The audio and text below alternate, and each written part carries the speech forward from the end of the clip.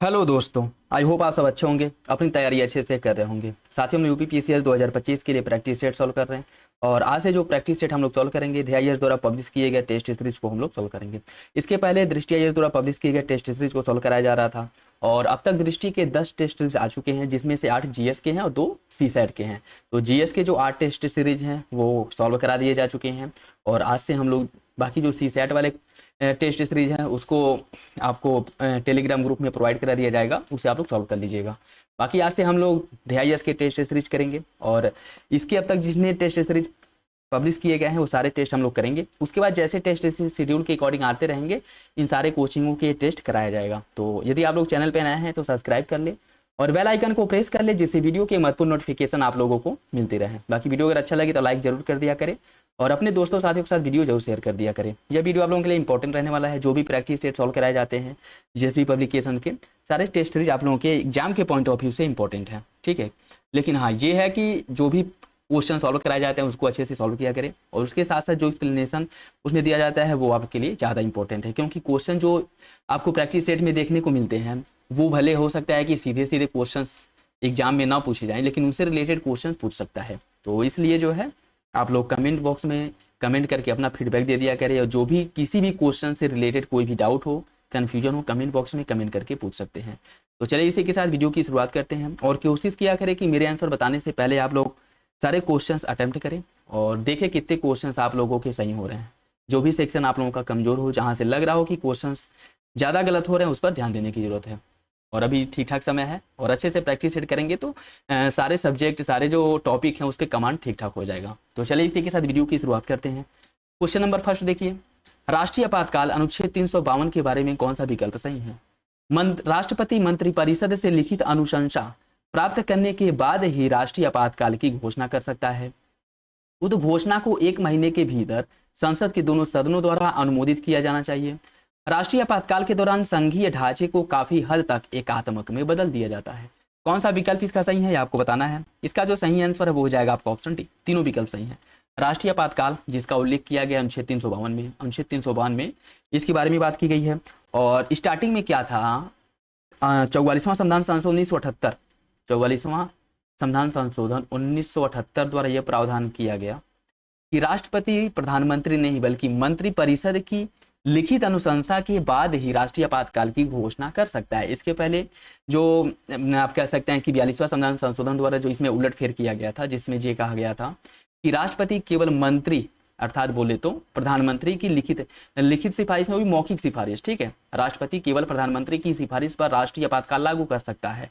और इसी का दुरुपयोग जो है व्यापक स्तर पर किया गया था, जिसके बाद 1978 में 44वां संविधान संशोधन द्वारा इसमें यह प्रावधान किया गया कि राष्ट्रपति केवल मंत्री अर्थात प्रधानमंत्री नहीं बल्कि मंत्रिपरिषद की, और वो भी लिखित अनुशंसा प्राप्त होने के बाद ही राष्ट्रीय आपातकाल की घोषणा करेगा, अन्यथा नहीं करेगा।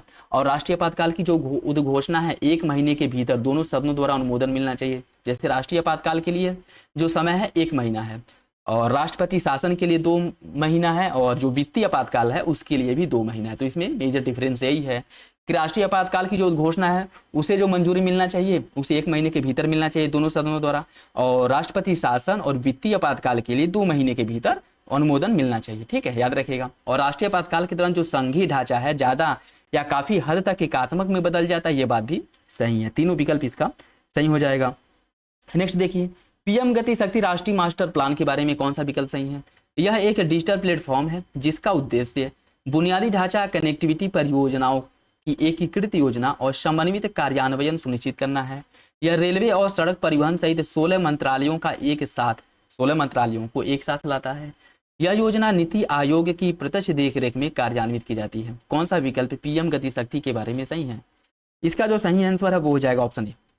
पहला और दूसरा सही है, तीसरा इसमें गलत हो जाएगा।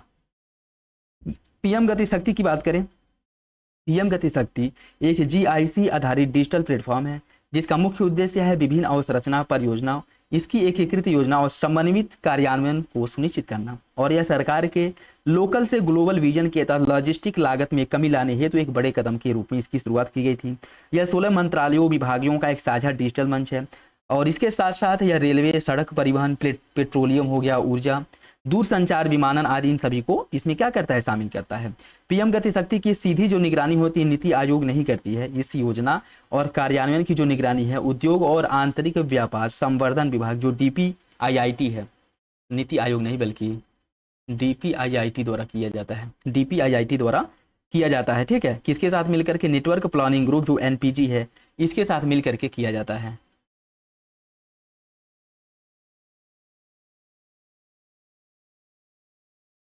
NPG ग्रुप के साथ मिलकर किया जाता है। तो पहला दूसरा सही हो जाएगा, तीसरा गलत है। केंद्र राज्य संबंधों पर अपनी सिफारिशों के आधार पर निम्नलिखित घटनाओं आयोगों को कालानुक्रम में व्यवस्थित कीजिए। पूंछी आयोग, सरकारी आयोग, नीति आयोग का गठन और राजमन्नारे समिति का सिफारिश, इन सभी को क्रम से लगाना है, इन सभी को क्रम से लगाना है। इसमें अगर हम बात करें पूंछी आयोग का गठन कब किया गया था, पूंछी आयोग का गठन हुआ था 2007 में, 2007 में।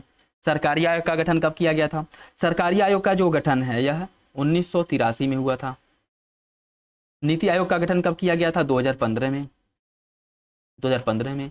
और राजमन्नारे समिति की सिफारिशों को जो लागू किया गया था या फिर राजमन्नार समिति ने सिफारिशें जो अपनी दी थी यह 1969 में इनके द्वारा सिफारिश दिया गया था। ठीक है, इसका सही आंसर ए हो जाएगा 4, 2, 1, 3। बाकी अगर इसमें हम कुछ देखें, राजमन्नार समिति, यह समिति तमिलनाडु सरकार द्वारा गठित की गई थी और केंद्र राज्य संबंधों की समीक्षा करने के लिए इसका गठन किया गया था। सरकारी आयोग का गठन भी केंद्र राज्य संबंधों की समीक्षा करने के लिए किया गया था, उस पर अपनी रिपोर्ट देने के लिए। पूंछी आयोग का गठन भी सरकारी आयोग के बाद केंद्र राज्य संबंधों पर एक और समीक्षा करने के लिए इसका गठन किया गया था। और बाकी जो नीति आयोग है यह योजना आयोग के स्थान पर इसका गठन किया गया था, जिसका उद्देश्य सहकारी संघवाद को बढ़ावा देना। ठीक है, जैसे अगर हम बात करें योजना आयोग, योजना आयोग जो है वो टॉप टू बॉटम अप्रोच पर कार्य करता था, जबकि नीति आयोग जो है यह बॉटम टू टॉप अप्रोच पर कार्य करता है। ठीक है, याद रखिएगा, इंपॉर्टेंट है, ऑप्शन है इसका सही हो जाएगा। नेक्स्ट देखिए साथियों, जो लोग पेड ग्रुप ज्वाइन करना चाहते हैं कमेंट बॉक्स में कमेंट करके बता सकते हैं, नहीं तो डिस्क्रिप्शन बॉक्स में लिंक होगा, वहां से आकर के जानकारी ले सकते हैं। जो भी प्रैक्टिस सेट सॉल्व कराए जाते हैं, जैसे देखिए दृष्टि के GS और CSAT अब तक 10 टेस्ट कराए गए हैं, जिसमें से 8 GS के हैं, 2 CSAT के हैं। GS वाले टेस्ट तो करा दिए गए हैं, CSAT वाले टेस्ट नहीं कराए गए हैं। ठीक है, तो वो टेस्ट प्रोवाइड करा दिए गए हैं, तो जो लोग करना चाहते हैं वो लोग वहाँ से टेस्ट लेकर के कर सकते हैं।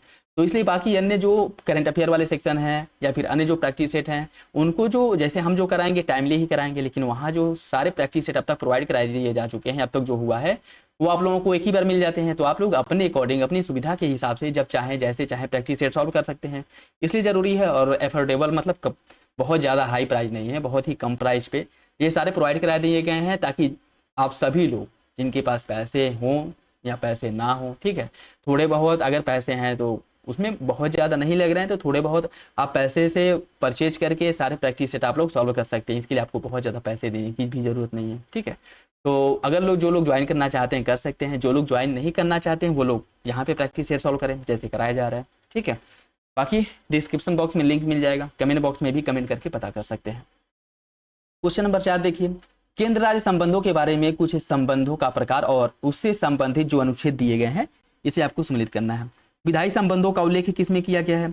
बात करें अगर विधायी संबंधों का, इसका जो उल्लेख है अनुच्छेद 245 से लेकर के 255 में विधायी संबंधों का उल्लेख किया गया है। और अगर भाग पूछ ले, भाग 11 में, ठीक है, प्रशासनिक संबंधों का उल्लेख, इसका उल्लेख भी भाग 11 में किया गया है, अनुच्छेद 256 से लेकर के 263 में।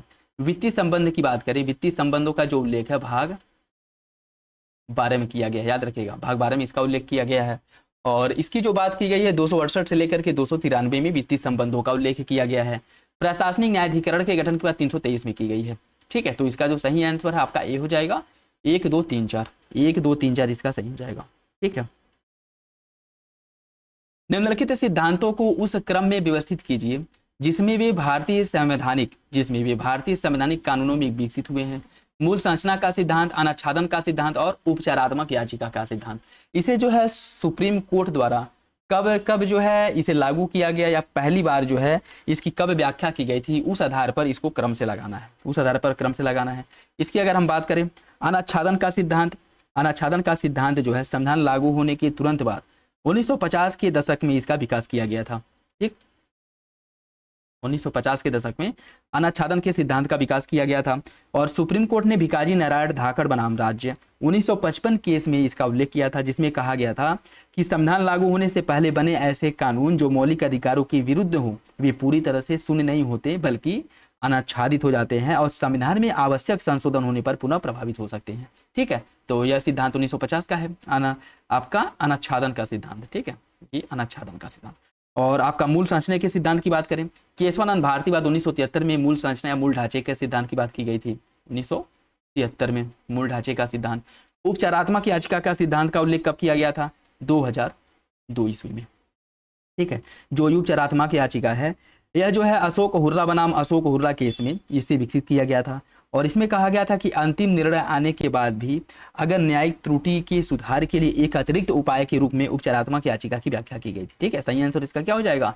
2-1-3 ऑप्शन ए इसका सही है। ठीक, ये डेट इंपॉर्टेंट है, याद रखिएगा, ऑप्शन ए इसका सही हो जाएगा। भारत के सर्वोच्च न्यायालय के संबंध में निम्नलिखित कथनों पर विचार कीजिए। सर्वोच्च न्यायालय सिविल, आपराधिक और संवैधानिक मामलों में अपील सुन सकता है। राष्ट्रपति सर्वोच्च न्यायालय की सलाह के अनुसार कार्य करने के लिए बाध्य होता है। सर्वोच्च न्यायालय को मौलिक अधिकारों के प्रवर्तन के लिए अनुच्छेद 32 के तहत रिट जारी करने की शक्ति दी गई है। कौन सा विकल्प इसका सही है? इसका सही आंसर हो जाएगा ऑप्शन ए। पहला और तीसरा सही है, दूसरा गलत है। जहां पे बाध्यकारी शब्द आ जाएगा वहीं क्वेश्चन गलत हो जाएगा। राष्ट्रपति सर्वोच्च न्यायालय की सलाह पर कार्य करता है, लेकिन यह सलाह उसके लिए बाध्यकारी थोड़ी होता है। जैसे किसी कोई ऐसी परिस्थिति उत्पन्न हो गई है जिससे लगता है कि संविधान की व्याख्या करने से रिलेटेड है या फिर केंद्र राज्य संबंधों से रिलेटेड है। ठीक है, या फिर संविधान लागू होने के पहले की बात है, तो जो है राष्ट्रपति सुप्रीम कोर्ट से सलाह मांग सकता है, लेकिन यह सलाह इसके लिए बाध्यकारी थोड़ी होता है। ठीक है, और इसकी अगर हम बात करें जो सुप्रीम कोर्ट का या राष्ट्रपति का जो सलाहकारी क्षेत्राधिकार है अनुच्छेद 143 के अंतर्गत यह सलाह मांगता है और यह सलाह इसके लिए बाध्यकारी नहीं होता है। और सुप्रीम कोर्ट के लिए राष्ट्रपति को सलाह जैसे देना नहीं बाध्यकारी है, वैसे ही राष्ट्रपति को सुप्रीम कोर्ट का सलाह मानना भी बाध्यकारी नहीं है। तो याद रखिएगा, सही आंसर इसका ए हो जाएगा। बाकी इंग्लिश वाला सेक्शन है, इसे भी आप लोग जो है देख लीजिएगा पॉज करके। ठीक है,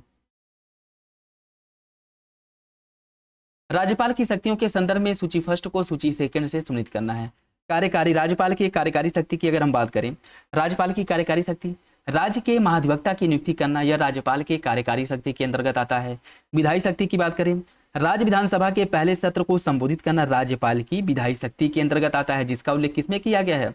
अनुच्छेद 176 में इसका उल्लेख किया गया है। ठीक है, अनुच्छेद 176 में इसका उल्लेख किया गया है।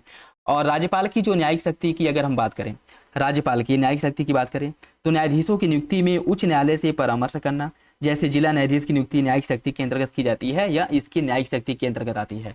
और विवेकाधीन शक्ति, जैसे राष्ट्रपति के लिए किसी भी विधेयक को सुरक्षित रखना या फिर आरक्षित करना, यह राज्यपाल की विवेकाधीन शक्ति के अंतर्गत आती है। तो ये भी याद रखिएगा, सही आंसर इसका ए हो जाएगा, 1, 2, 3, 4। ठीक है, राज्यपाल की कार्यकारी शक्ति, विधायी शक्ति, न्यायिक शक्ति और विवेकाधीन शक्ति। जैसे कार्यकारी, महाधिवक्ता की नियुक्ति कार्यकारी शक्ति, विधायी शक्ति, राज्य विधानसभा के पहले सत्र को संबोधित करना विधायी शक्ति के अंतर्गत आता है। न्यायिक शक्ति, न्यायाधीशों की नियुक्ति में उच्च न्यायालय से परामर्श करना। और विवेकाधीन शक्ति, राष्ट्रपति के लिए किसी विधेयक को आरक्षित करना। सही आंसर ए हो जाएगा। द्विसदनी विधायिका वाले राज्यों में एक साधारण विधेयक पारित करने के लिए निम्नलिखित विधायी प्रक्रियाओं को सही क्रम से लगाइए। विधानसभा द्वारा पारित विधेयक, विधानसभा में पेश किया गया विधेयक, राज्यपाल की स्वीकृत, विधान परिषद को प्रेषित विधेयक। इन सभी को क्रम से लगाना है, इन सभी को क्रम से लगाना है। देखिए, इसकी अगर बात करें तो सबसे पहले जो है विधानसभा में विधेयक को पेश किया जाता है, यह पहले नंबर पे आ जाता है, पहले नंबर पे आ जाएगा।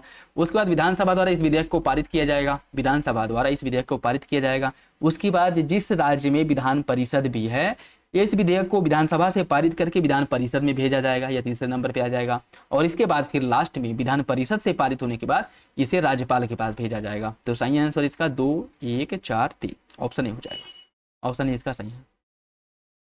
राज्यपाल की शक्तियों के बारे में निम्नलिखित कथनों पर विचार कीजिए। राज्यपाल अपने विवेक से किसी भी समय राज्य विधानसभा को भंग कर सकता है। राज्यपाल राज्य विधानमंडल द्वारा पारित कुछ विधेयकों को राष्ट्रपति के विचार के लिए आरक्षित कर सकता है। राज्यपाल के पास राज्य विधानमंडल के सत्र में न होने पर अध्यादेश जारी करने की शक्ति है। कौन सा विकल्प इसका सही होगा? इसका जो सही आंसर है वो बी हो जाएगा। दूसरा और तीसरा सही है, पहला गलत है। राज्यपाल अपने विवेक से किसी भी राज्य विधानसभा को भंग कर सकते हैं। मान लीजिए राज्य में जो सरकार है उसको बहुमत प्राप्त है, तो क्या राज्यपाल उसे अपने विवेकाधीन शक्ति से भंग कर देगा? बिल्कुल नहीं। जब तक सरकार को विधानसभा में पूर्ण बहुमत प्राप्त है, तब तक उसे भंग कर सकता है? बिल्कुल नहीं कर सकता है। ठीक है, तो राज्यपाल को विवेक से विधानसभा भंग नहीं किया जा सकता है। विधानसभा भंग करने के लिए वह मुख्यमंत्री या फिर मंत्री परिषद की सलाह पर ही ऐसा कर सकता है। ठीक है, और अगर किसी भी दल को पर्याप्त बहुमत प्राप्त नहीं है और वो दल जो है मतलब बहुमत प्राप्त नहीं था, जैसे गठबंधन में सरकार बनी थी और किसी पार्टी ने अपना गठबंधन अपना जो समर्थन वो छीन लिया, ठीक है, और वो पार्टी जो वो सरकार जो है अल्पमत में आ गई और वो सरकार अपनी रिजाइन नहीं दे रही है, उस कंडीशन में राज्यपाल उसे भंग कर सकता है, ठीक है। लेकिन वैसे समान परिस्थिति में मुख्यमंत्री या फिर मंत्रिपरिषद की सलाह पर ऐसा कर सकता है। बाकी दूसरा तीसरा सही है, बिल्कुल सही है कि राज्यपाल राज्य विधानमंडल द्वारा पारित किसी कुछ विधेयक ऐसे होते हैं जिन्हें राष्ट्रपति के लिए आरक्षित कर सकता है, बात बिल्कुल ठीक है। और इसमें भी अभी 2025 में सुप्रीम कोर्ट की तमिलनाडु सरकार द्वारा तमिलनाडु हाई कोर्ट द्वारा कुछ निर्णय आया था कि बार बार जो अध्यादेश जारी किया जाता है, बार बार जो विधेयक राष्ट्रपति के लिए आरक्षित किया जाता है, यह अनैतिक है, संविधान के विरुद्ध है। इसके संदर्भ में भी निर्णय आया था कि जो राज्यपाल है अधिकतम 3 या 4 महीने तक ही किसी भी विधेयक को अपने पास आरक्षित रख सकता है, ठीक है। बाकी और बार बार जो है राष्ट्रपति के लिए विधेयक को आरक्षित नहीं कर सकता है। बाकी राज्यपाल के पास राज्य विधानमंडल के सत्र में न होने पर अध्यादेश जारी करने की शक्ति है, ये बात भी बिल्कुल ठीक है। तो सही आंसर इसका बी हो जाएगा, याद रखिएगा। नेक्स्ट देखिए, इसमें कुछ अनुच्छेद दिए गए हैं और किस अनुच्छेद में कौन से प्रावधान किए गए हैं उसे सम्मिलित करना है।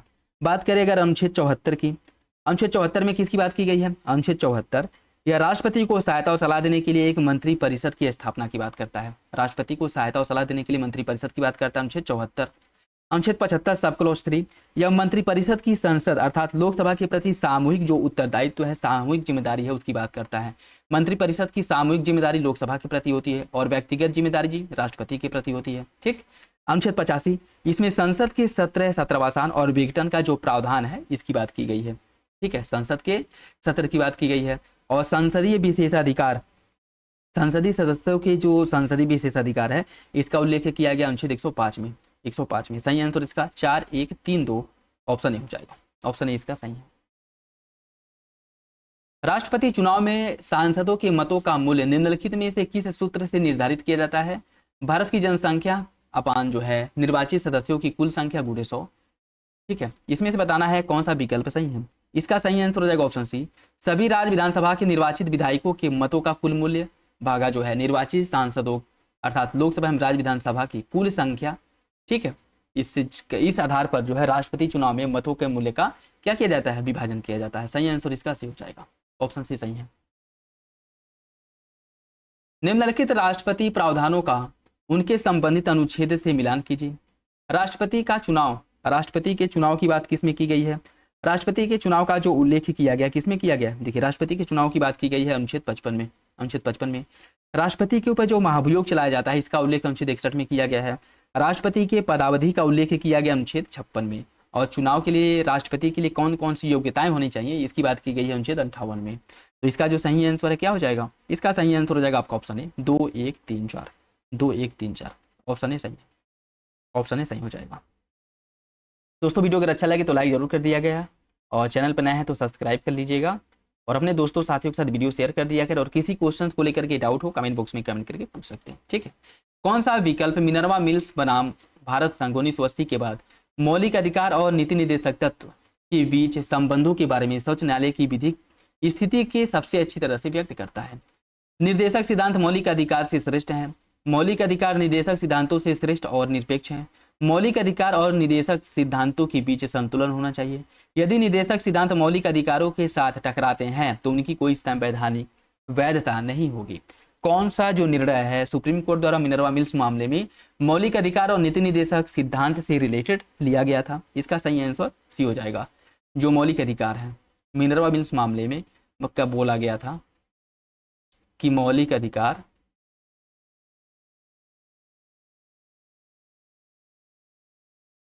फंडामेंटल राइट्स और आपका नीति निर्देशक तत्व इसके बीच संतुलन संविधान का आधारभूत या बेसिक स्ट्रक्चर होगा, आधारभूत ढांचा होगा, ठीक है, याद रखिएगा। मूल अधिकार और नीति निर्देशक तत्व के बीच में संतुलन संविधान का आधारभूत ढांचा होगा और यह निर्णय सुप्रीम कोर्ट द्वारा मिनर्वा मिल्स मामला 1980 में दिया गया था। याद रखिएगा, ऑप्शन सी इसका सही हो जाएगा। टैगा बायोम में शंकुधारी सदाबहार वनों का प्रभुत्व होता है। टैगा क्षेत्र में गर्मी सर्दी और भारी मानसून वर्षा होती है। कौन सा विकल्प इसके बारे में सही है? टैगा वन के बारे में इसका सही आंसर सी हो जाएगा। पहला तो सही है लेकिन दूसरा गलत है। टैगा बायोम में शंकुधारी सदाबहार वृक्ष पाए जाते हैं, बात बिल्कुल ठीक है, लेकिन टैगा क्षेत्र में गर्मी होती है, गर्म सर्दी होती है और भारी मानसूनी वर्षा होती है, बात बिल्कुल गलत है। ठीक है, टैगा वन बायोम की अगर हम बात करें, टैगा वन बायोम इसे बोरियल वन भी कहा जाता है। यहाँ पे मुख्य रूप से स्प्रूस, पाइन, फर, देवदार जैसे शंकुधारी वृक्ष देखने को मिलते हैं। टैगा क्षेत्र में गर्मी सर्दी नहीं होती है, वहाँ की सर्दियाँ बहुत ठंडी होती हैं, लंबी होती हैं, और इसके अलावा टैगा भर में भारी मानसूनी वर्षा भी नहीं होती है। तो पहला सही हो जाएगा, दूसरा गलत है, ऑप्शन सी। निम्नलिखित कथनों पर विचार कीजिए। जीवमंडल एक बहुत मोटी परत है जो पूरी पृथ्वी के कोर में फैली हुई है। इसमें वायुमंडल, स्थलमंडल, जलमंडल के बीच की अंतः क्रियाएं शामिल होती हैं। जीवमंडल में अधिकांश जीवन समुद्र तल से 200 मीटर नीचे और समुद्र तल से 6000 मीटर ऊपर मौजूद होता है। कौन सा विकल्प इसके बारे में सही है? इसका जो सही आंसर है वो हो जाएगा ऑप्शन बी। 2 और 3 सही है, पहला गलत हो जाएगा। जीवमंडल एक बहुत मोटी परत है जो पूरी पृथ्वी के कोर में फैली होती है, ये बात गलत है। जीवमंडल की अगर हम बात करें, जीवमंडल एक संकीर्ण और सतह के पास स्थित परत है जो पृथ्वी की कोर तक नहीं फैली होती है। यह आमतौर पर समुद्र की गहराई से लेकर के वायुमंडल की ऊंचाई तक सीमित होती है जहां जीवन संभव है। तो याद रखिएगा, सही आंसर हो जाएगा इसका बी। दूसरा तीसरा सही है, पहला गलत है। ठीक है, बाकी दूसरा और तीसरा जीवमंडल के बारे में सही है। नेक्स्ट देखिए, कुछ बायोम दिए गए हैं और यहाँ पर पाई जाने वाली वनस्पति और जीव दिए गए हैं, उससे आपको सम्मिलित करना है। बात करेगा सवाना की। सवाना उष्ण कटिबंधीय घास का मैदान है जिसमें आग प्रतिरोधी झाड़ियाँ पाई जाती हैं। जेब्रा जैसे जो घास चरने वाले जानवर हैं उनकी अधिकता पाई जाती है। ठीक है, तो आग प्रतिरोधक क्षमता झाड़ियाँ और जेब्रा जैसे जानवर ये सवाना वन बायोम में पाए जाते हैं। उष्ण कटिबंधीय वर्षा वन बायोम की बात करें, यहाँ चौड़ी पत्ती वाले सदाबहार वृक्ष पाए जाते हैं, छतरी में रहते हैं, और यहाँ पे जो है जीव और विविधता मुख्य रूप से अधिक पाई जाती है। ठीक है, तो इसका जो सही आंसर है वो हो जाएगा आपका चौड़ी पत्ती वाले सदाबहार पेड़ और छत्र जीवन, ये जो है आपका सही हो जाएगा। घास का मैदान, घास का मैदान मुख्य रूप से बाइसन, प्रेरी कुत्ते जैसे जानवर यहाँ पाए जाते हैं और ये खुले मैदान के लिए अनुकूलित होता है। बाइसन, प्रेरी कुत्ते ये कहाँ पाए जाते हैं? घास के मैदान में। और रेगिस्तान, कैक्टस और आपका सेजब्रश, यह जो पादप हैं यह मुख्य रूप से रेगिस्तानी क्षेत्रों में पाए जाते हैं। तो इसका सही आंसर हो जाएगा 4, 2, 3, 1, ऑप्शन ए सही है। ऑप्शन ए इसका सही है। जैव आवर्धन बायोमैग्निफिकेशन के परिणाम स्वरूप उच्च ट्रॉफिक स्तर पर जीवों में विषाक्त पदार्थों की उच्च सांद्रता होती है। डीडीटी जैसे विषाक्त पदार्थ पानी में घुलनशील होते हैं और इसीलिए शरीर से उत्सर्जित हो जाते हैं। कौन सा विकल्प इसका सही है? इसका जो सही आंसर है क्या होगा? इसका सही आंसर हो जाएगा ऑप्शन सी। पहला सही है, दूसरा गलत है। डीडीटी जैसे विषाक्त पदार्थ पानी में घुलनशील नहीं होते हैं। डीडीटी की अगर बात करें, डीडीटी जैसे जो रसायन है वसा में घुलनशील होते हैं, पानी में नहीं, और इसीलिए यह शरीर की वसा में जमा होते रहते हैं और आसानी से उत्सर्जित नहीं होते हैं। ठीक है, बाकी जैव आवर्धन की बात करें, जैसे एक ट्रॉपिक स्तर से दूसरे ट्रॉपिक स्तर पर अगर हम जाते हैं तो जैव आवर्धन जो पदार्थ या कह सकते हैं कि जो हानिकारक रसायन है इसकी मात्रा बढ़ती जाती है। जैसे जो छोटे मोटे जीव हैं जो समुद्र या नदी वगैरह में पाए जाते हैं उनमें जो रासायनिक पदार्थ हैं वो थोड़ी बहुत मात्रा में पाए जाएंगे। ठीक है, इसके ऊपर जो मछलियां हैं इसमें जो है इससे ज़्यादा पाए जाएंगे, और इन मछलियों को खाने वाली जो बड़ी मछलियां हैं इसमें जो ये रासायनिक पदार्थ हैं उनकी मात्रा अधिक पाई जाएगी, और इन बड़ी मछलियों को खाने वाली जो मनुष्य हैं इनमें जो है इन पदार्थों की मात्रा और अधिक पाई जाएगी। यही आपका जैव आवर्धन कहलाता या फिर बायोमैग्निफिकेशन कहलाता है कि जैसे जैसे ट्रॉपिक स्तर में हम ऊपर जाते हैं जो रासायनिक पदार्थों की मात्रा, विषाक्त पदार्थों की मात्रा है वो बढ़ती जाती है। इसी को कहा जाता है जैव आवर्धन, याद रखेगा। और डीडीटी जो है यह वसा में घुलनशील होता है। ठीक है, जल में घुलनशील नहीं होता है। ठीक, यह वसा में घुलनशील होता है, रसायन में घुलनशील होता है। ठीक है, जल में नहीं, और यह जो है लंबे समय तक शरीर में बना रहता है, याद रखेगा। सही आंसर सी हो जाएगा, पहला सही है, दूसरा गलत है। उपोष्ण कटिबंधीय चीड़ के जंगल आमतौर पर भारत के निम्नलिखित क्षेत्रों में से किसमें पाए जाते हैं? पूर्वी घाट, थार रेगिस्तान, शिवालिक पहाड़ी या फिर नीलगिरी पहाड़ी। इसका सही आंसर क्या है? इसका सही आंसर हो जाएगा ऑप्शन सी, शिवालिक पहाड़ी पर मुख्य रूप से पाई जाती है। ठीक है, ऑप्शन सी हो जाएगा। देखिए, उष्ण कटिबंधीय चीड़ के जंगल भारत की शिवालिक, खासी, नागा और मणिपुर की जो पहाड़ियां हैं वहां पर पाई जाती हैं। सूखी और खड़ी ढलानों पर पाई जाती हैं, और इन वनों की जो मुख्य विशेषता ये होती है कि चीड़ की वृक्ष हैं और कुछ स्थानों पर रोडोडेंड्रॉन भी देखने को मिलता है। यह वन अपेक्षाकृत ऊंचाई वाले शुष्क क्षेत्रों में बहुतायत में पाए जाते हैं। सही आंसर सी हो जाएगा। बाकी इंग्लिश वाला सेक्शन जो है मैं धीरे धीरे इसे स्क्रॉल करूंगा, आप लोग पॉज करके जो लोग इंग्लिश में सॉल्व करते हैं सॉल्व कर सकते हैं। इसमें देखिए कुछ बैक्टीरिया और इनका कार्य दिया गया, उससे सम्मिलित करना है। बात करें राइजोबियम की, राइजोबियम बैक्टीरिया जो है फलियों में वायुमंडलीय नाइट्रोजन को स्थिरी मतलब नाइट्रोजन स्थिरीकरण का कार्य राइजोबियम द्वारा किया जाता है। किसमें किया जाता है? इसकी अगर हम बात करें, इसका जो कार्य है यह सजीवी नाइट्रोजन स्थिरीकरण का कार्य करता है। नाइट्रोसोमोनास यह अमोनियम या अमोनिया को नाइट्राइट में बदलता है। नाइट्राइट को नाइट्रेट में बदलने का कार्य जो है कौन करता है? नाइट्रोसोमोनास तो अमोनिया को नाइट्राइट में बदलता है, तो इसका ही हो जाएगा। नाइट्रोबैक्टर का कार्य क्या है? नाइट्रोबैक्टर नाइट्राइट को नाइट्रेट में बदलता है। याद रखिएगा, जो नाइट्रोसोमोनास है या अमोनिया को नाइट्राइट में बदलता है, नाइट्रोबैक्टर नाइट्राइट को नाइट्रेट में बदलता है, और स्यूडोमोनास यह डिनाइट्रिफिकेशन का कार्य करता है। ठीक है, डिनाइट्रिफिकेशन का कार्य करता है। तो इसका जो सही आंसर है वो हो जाएगा आपका 2, 1, 3, 4 ऑप्शन ए। टुंड्रा बायोम के बारे में देखिए। अल्पाइन टुंड्रा केवल उत्तरी गोलार्ध में पाया जाता है। आर्कटिक टुंड्रा ध्रुवीय बर्फ की टोपी के नीचे और वृक्ष रेखा के ऊपर स्थित होते हैं। प्रतिकूल परिस्थितियों में टुंड्रा में कीटों का जीवन चक्र छोटा होता है। आर्कटिक विलो एक टुंड्रा पौधा 100 से अधिक वर्षों तक जीवित रह सकता है। कौन सा विकल्प इसके बारे में सही है? इसका सही आंसर सी हो जाएगा। 2, 3, 4 सही है, पहला गलत है। अल्पाइन टुंड्रा केवल उत्तरी गोलार्ध में पाया जाता है, ये आपका गलत हो जाएगा। अल्पाइन टुंड्रा ऊंचाई पर पाए जाते हैं और यह केवल उत्तरी गोलार्ध तक सीमित नहीं है, यह पृथ्वी के सभी अक्षांशों पर्वतीय क्षेत्रों में मुख्य रूप से पाए जाते हैं। तो पहला गलत हो जाएगा, बाकी तीनों विकल्प सही हैं। कौन सा प्रदूषक ब्लैक लंग रोग के नाम से जाना जाता है? ब्लैक लंग्स रोग के नाम से किसे जाना जाता है या किस प्रदूषण को जाना जाता है? इसका सही आंसर हो जाएगा ऑप्शन बी, कोयले के धूल द्वारा जो प्रदूषण होता है, इसको ऑप्शन बी हो जाएगा। निम्नलिखित प्रदूषकों को उनके स्वास्थ्य पर पड़ने वाले प्रभाव से मिलान कीजिए। कुछ प्रदूषक हैं और इनका प्रभाव किस पे पड़ता है उसे आपको बताना है, सुमिलित करना है। तंबाकू का धुआं, तंबाकू का धुआं से क्या प्रभावित होता है? तंबाकू के धुएं से फेफड़े का कैंसर होता है, फेफड़े का कैंसर होता है। पारा, बात करें अगर हम पारा की, तो पारा मिनीमाता रोग इसका कारण बनता है, जो मरकरी विषाक्तता से फैलता है। ठीक है, मिनीमाता रोग जो मरकरी विषाक्तता से फैलता है। कपास की धूल से कौन सा रोग होता है? कपास की धूल से बाइसिनोसिस होता है। कपास की धूल से बाइसिनोसिस होता है, जिसे कपास फेफड़ा भी कहा जाता है, जिसे कपास फेफड़ा कहा जाता है, और यह श्वसन से संबंधित रोग है। तो कपास की धूल से बायोसिनोसिस नामक रोग होता है, और एस्बेस्टस की धूल से एस्बेस्टोसिस होता है, एस्बेस्टोसिस होता है। ठीक है, और यह भी फेफड़े की बीमारी है। सही आंसर इसका क्या हो जाएगा? इसका सही आंसर हो जाएगा 3, 1, 2, 4 ऑप्शन ए। राष्ट्रीय वायु गुणवत्ता निगरानी कार्यक्रम NAMP, इसके बारे में कौन सा विकल्प सही है? NAMP गैर प्राप्ति शहरों की पहचान करने में मदद के लिए परिवेश वायु गुणवत्ता की निगरानी करता है। यह राष्ट्रीय परिवेशी वायु गुणवत्ता मानकों NAAQS के अनुपालन का आकलन करता है, और इसका प्रबंधन सीधे पर्यावरण, वन और जलवायु परिवर्तन मंत्रालय के द्वारा किया जाता है। कौन सा विकल्प इसका सही है? इसका जो सही आंसर हो जाएगा आपका ऑप्शन है, पहला और दूसरा सही है, तीसरा गलत है। इसका प्रबंधन पर्यावरण, वन और जलवायु परिवर्तन मंत्रालय द्वारा नहीं किया जाता है। ठीक है, बात करें अगर हम NAMP की, तो इसका जो संचालन है सीधे पर्यावरण मंत्रालय द्वारा नहीं बल्कि केंद्रीय प्रदूषण नियंत्रण बोर्ड CPCB द्वारा किया जाता है। ठीक है, तो इसका जो प्रबंधन है वो कौन करता है? CPCB करता है, याद रखिएगा। ऑप्शन ए इसका सही हो जाएगा। संशोधित राष्ट्रीय परिवेशी वायु गुणवत्ता मानक NNAQS 2009 के बारे में कौन सा विकल्प शामिल नहीं है? मतलब कौन सा प्रदूषक इसमें शामिल नहीं है? Sulphur dioxide, methane, ozone, nitrous oxide. कूट के हिसाब से सही आंसर का चयन करना है। देखिए, इसकी अगर हम बात करें तो इसमें आपका मीथेन और नाइट्रस ऑक्साइड ये दोनों शामिल नहीं है।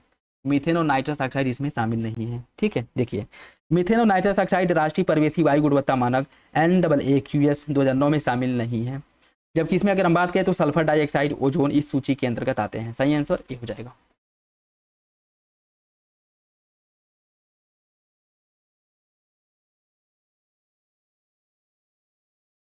नवीकरणीय ऊर्जा के संबंध में निम्नलिखित कथनों पर विचार कीजिए। बायोमास ऊर्जा एक स्वच्छ और गैर प्रदूषणकारी नवीनकर या नवीकरणीय स्रोत है। भूतापीय ऊर्जा पृथ्वी की सतह के नीचे मैग्मा और गर्म शुष्क चट्टानों से गर्मी का उपयोग करती है। सह उत्पादन में एक ही ईंधन स्रोत से ऊर्जा के केवल एक रूप का उत्पादन करना शामिल होता है। कौन सा विकल्प सही होगा? इसका जो सही आंसर वो हो जाएगा ऑप्शन बी, दूसरा सही है। ठीक है, इसमें क्या पूछा है, कौन सा विकल्प सही है? तो दूसरा सही हो जाएगा। पहला, तीसरा इसमें गलत है। पहला क्यों गलत है? क्योंकि बायोमास जो है यह ऊर्जा नवीकरणीय जरूर है, लेकिन यह पूर्णतः स्वच्छ नहीं है और इसके उपयोग से इंडोर प्रदूषण हो सकता है। तो पहला आपका गलत हो जाएगा। ठीक है, यह ऐसा नहीं है कि बिल्कुल गैर प्रदूषणकारी है, इससे भी कुछ मात्रा में प्रदूषण होता है।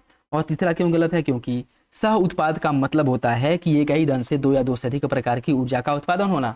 जैसे मान लीजिए कुछ ऊर्जा क्षेत्र हैं तो वहाँ से गैस की भी प्राप्ति होती है, ठीक है, और वहाँ पेट्रोलियम की भी प्राप्ति होती है। उसके साथ साथ जो आपके कोयला खदान है, कोयला खदान से कोयले की भी प्राप्ति होती है, और वहाँ से जो जीवाश्मों के कह सकते हैं डिकम्पोजिशन से वहाँ पेट्रोलियम वगैरह की भी प्राप्ति होती है। ठीक है, तो सही आंसर क्या हो जाएगा, बी। निम्नलिखित समुद्री CO2 निष्कासन तकनीक का उनके विवरण से मिलान कीजिए। कृत्रिम अपवेलिंग, कार्बन समृद्ध बायोमास को समुद्र में डुबोना, समुद्र शैवालों की खेती, फाइटोप्लैंक्टन को बढ़ावा देने हेतु लोहे को संयोजना, महासागर पोषण, पोषक तत्वों से भरपूर पानी को सतह पर लाना। इसमें बताना है कौन सा विकल्प सही है। एक सेकेंड, इसे मिलान करना है, ठीक है जी, नहीं बताना, मिलान करना है इसका।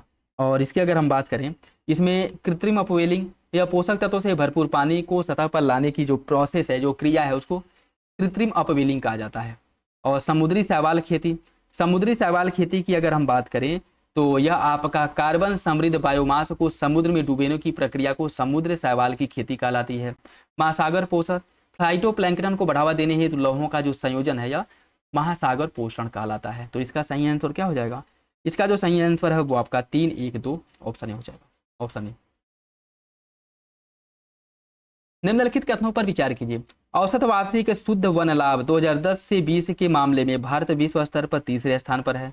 UNFF19 में भारत ने केवल प्रजातियों के संरक्षण पर ध्यान केंद्रित किया, तकनीकी हस्तक्षेप पर नहीं। कौन सा विकल्प इसका सही है, इसका सही आंसर हो जाएगा आपका ऑप्शन ए।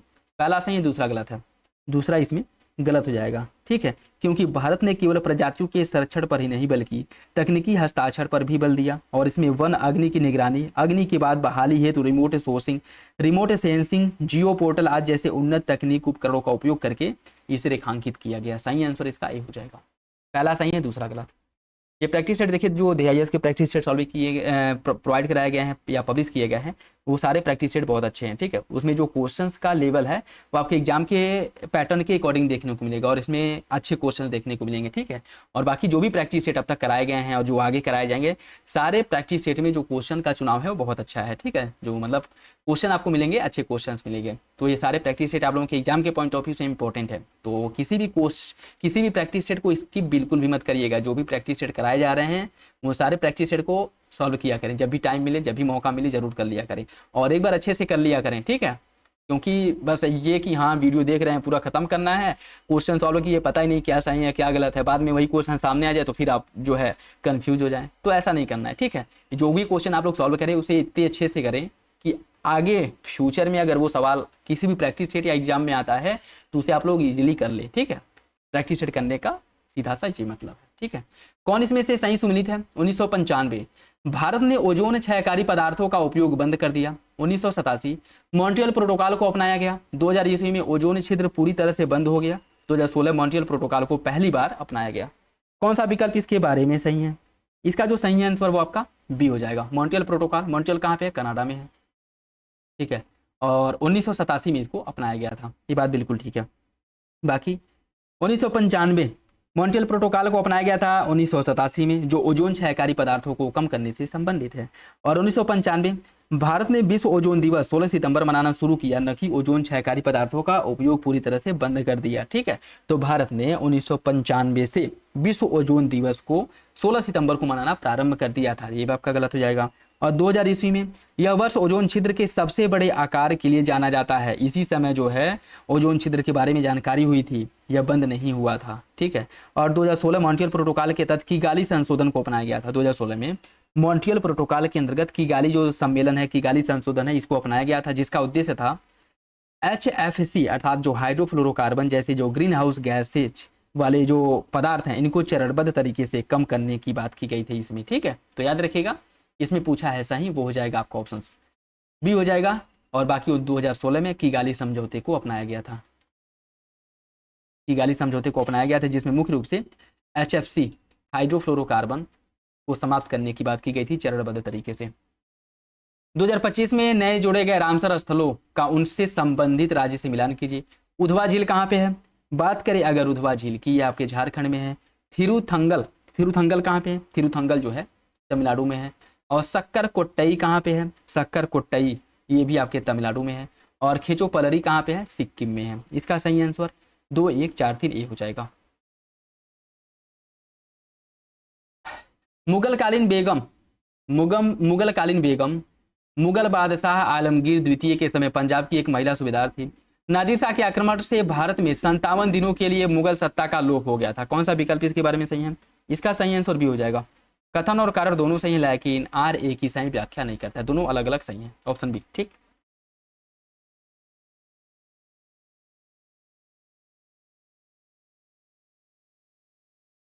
सूची फर्स्ट को सूची सेकंड से सुमित करना है। सूची फर्स्ट को सूची सेकंड से सुमित करना है। ईरानी दल, ईरानी दल के नेता कौन थे? ईरानी दल के नेता जो है वो जुल्फिकार खा थे। तुरानी दल के नेता, तुरानी दल के नेता चिनकिलीच खा थे। हिंदुस्तानी गुट या हिंदुस्तानी दल के जो नेता थे वो सैयद बंधु, सैयद बंधु जिनके अंतर्गत अब्दुल्ला और हुसैन अली आते थे। अब्दुल्ला और हुसैन अली। सुन्नी मत के अंतर्गत कौन आता था? सुन्नी मत के अंतर्गत अगर हम बात करें, सुन्नी मत यह जो है तुरानी और अफगानी इसके अंतर्गत आते थे। सही आंसर इसका 1 2 3 4 ए हो जाएगा। निम्नलिखित राज्यों को उनके स्थापना वर्ष के अनुसार क्रम में व्यवस्थित कीजिए। बंगाल, अवध, रुहेलखंड और हैदराबाद। इन राज्यों की स्थापना कब हुई थी उसके इन सभी को क्रम में लगाना है, इन सभी को क्रम में लगाना है। बंगाल की स्थापना किसने की थी? बंगाल की स्थापना मुर्शीद कुली खां द्वारा किया गया था 1713 में, याद रखिएगा। रुहेलखंड का स्थापना, रुहेलखंड की स्थापना बीर दाऊद और अली मोहम्मद खां के द्वारा किया गया था 1714 ईस्वी में, 1714 में। अवध का स्थापना सादत खां द्वारा किया गया था, कब किया गया था? 1739 में। और हैदराबाद का स्थापना चिनकिलीच खां ने किया था 1724 में, ठीक, 1724 में। तो इसका जो सही आंसर है, इसका जो क्रम है वो हो जाएगा आपका 1 2 4 3 सी। निम्नलिखित में से किस युद्ध में गुरु गोविंद सिंह के 2 पुत्रों जोरावर और फतेह सिंह को दीवारों में चुनवा दिया गया था? चमकौर का युद्ध हुआ था, आनंदपुर का प्रथम युद्ध, आनंदपुर का द्वितीय, या फिर सरहिंद? इसका सही आंसर क्या है? इसका जो सही आंसर हो जाएगा आपका ऑप्शन सी, आनंदपुर के द्वितीय युद्ध में। आनंदपुर के द्वितीय युद्ध में सरहिंद के सूबेदार वजीर खान ने आनंदपुर के द्वितीय युद्ध में गोविंद सिंह के दोनों पुत्रों को बंदी बना करके सरहिंद ला करके दीवार में चुनवा दिया था। ठीक है, तो याद रखिएगा यह आनंदपुर का द्वितीय युद्ध था, ऑप्शन सी। प्रथम आंग्ल मराठा युद्ध के बारे में देखिए। सूरत की संधि 1775 में राघोबा और मुंबई सरकार के बीच में यह संधि हुई थी। पुरंदर की संधि 1776 में वारेन हेस्टिंग्स और पूना सरकार के बीच में हुआ था। बड़गांव की संधि 1782 में अंग्रेज और मराठा सरदार के बीच में हुआ था। कौन सा विकल्प इसका सही है? इसका सही आंसर हो जाएगा ऑप्शन बी। पहला दूसरा सही है, तीसरा गलत है। तीसरा गलत क्यों है? क्योंकि बड़गांव की जो संधि है वो 1782 नहीं, बड़गांव की संधि कब हुई थी? बड़गांव की संधि 1779 में हुई थी, 1779 में हुई थी। ठीक है, तो याद रखिएगा सही आंसर इसका बी हो जाएगा। 1782 में कौन सी संधि हुई थी? 1782 में सालबाई की संधि हुई थी, याद रखिएगा, सालबाई की संधि हुई थी। ठीक है, इसका सही आंसर भी हो जाएगा। वैश्विक परिदृश्य में भारत में ब्रिटिश उपनिवेशवाद को क्रमिक रूप से सर्वप्रथम किसने निरूपित किया था? Percival Spear, Rajani Palme Dutt, Karl Marx, या फिर के.एम. पणिक्कर? इसका सही आंसर सी हो जाएगा, कार्ल मार्क्स ने। कार्ल मार्क्स ने ब्रिटिश उपनिवेशवाद के विकास को चरणबद्ध विश्लेषण किया था और इन्होंने बताया था कि वाणिज्यवाद, वाणिज्यिक पूंजीवाद, उसके बाद जो है औद्योगिक पूंजीवाद, फिर वित्तीय पूंजीवाद। ठीक है, इसका विश्लेषण किया। मतलब भारत में जो उपनिवेशवाद का जो क्रम रहा था, सबसे पहले वाणिज्यिक,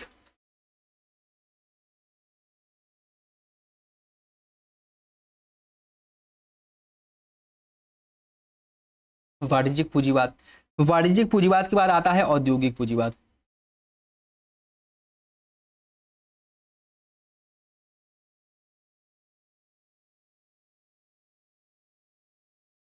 औद्योगिक पूंजीवाद के बाद जो है आपका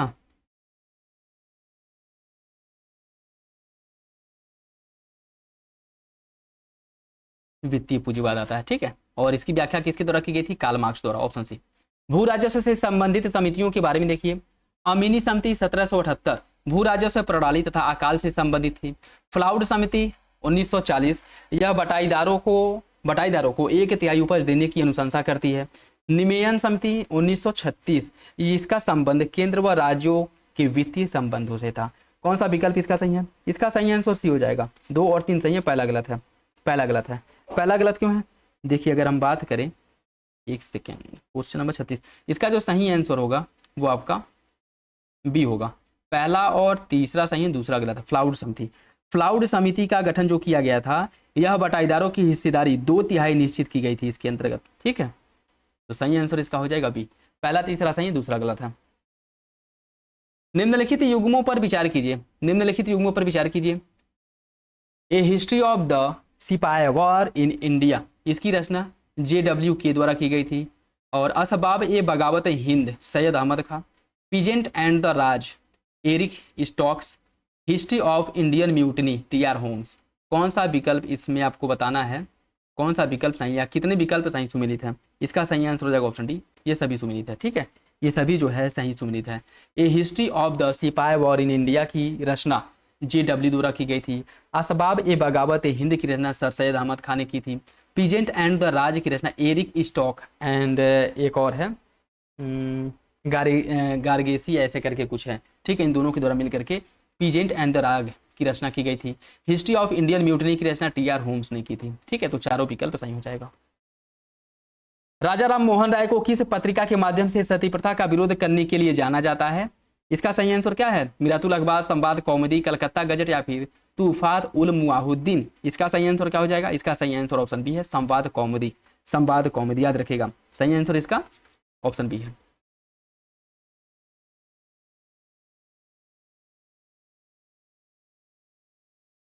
सूची फर्स्ट को सूची सेकंड से सुमिलित कीजिए। संविधान सभा की पहली बैठक कब हुई थी। संविधान सभा की पहली बैठक हुई थी 3 दिसंबर 1946 को, 3 दिसंबर 1946 को। संविधान सभा की अंतिम बैठक कब हुई थी, अंतिम बैठक 24 जनवरी 1950 को हुआ था। संविधान लागू कब हुआ था, संविधान लागू हुआ था 26 जनवरी 1950 को। और संविधान को अंगीकरण कब किया गया था, 26 नवंबर 1949 को। ठीक है, सही आंसर इसका 1 2 3 4 ऑप्शन ए हो जाएगा, ऑप्शन ए इसका सही है। पहली बैठक 3 दिसंबर को, अंतिम बैठक 24 जनवरी 1950 को।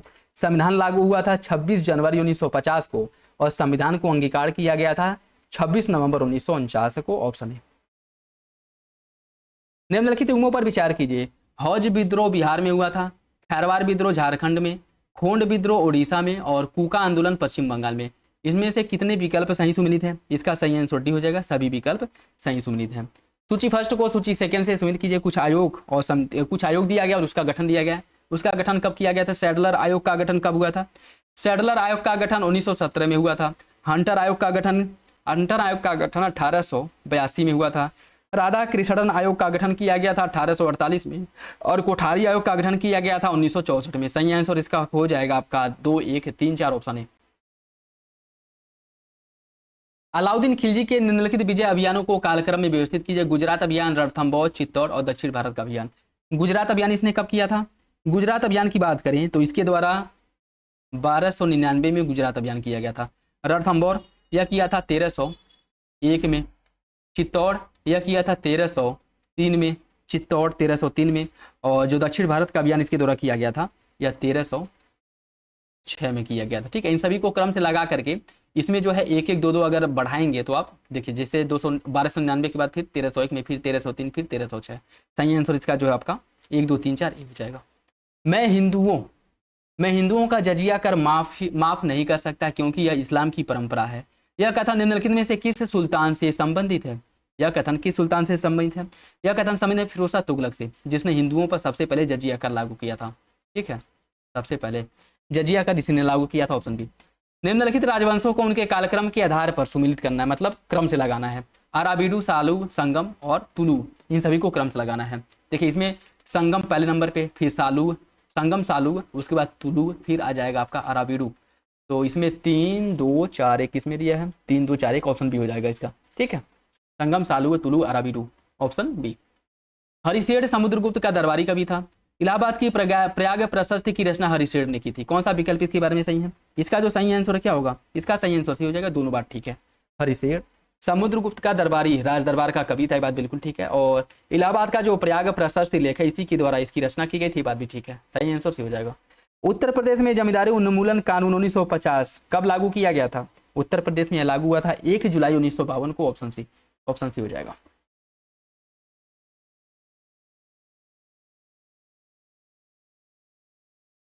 भारत का महान्यायवादी न तो सरकार का पूर्णकालिक वकील है, न ही वह एक सरकारी कर्मी की श्रेणी में आता है।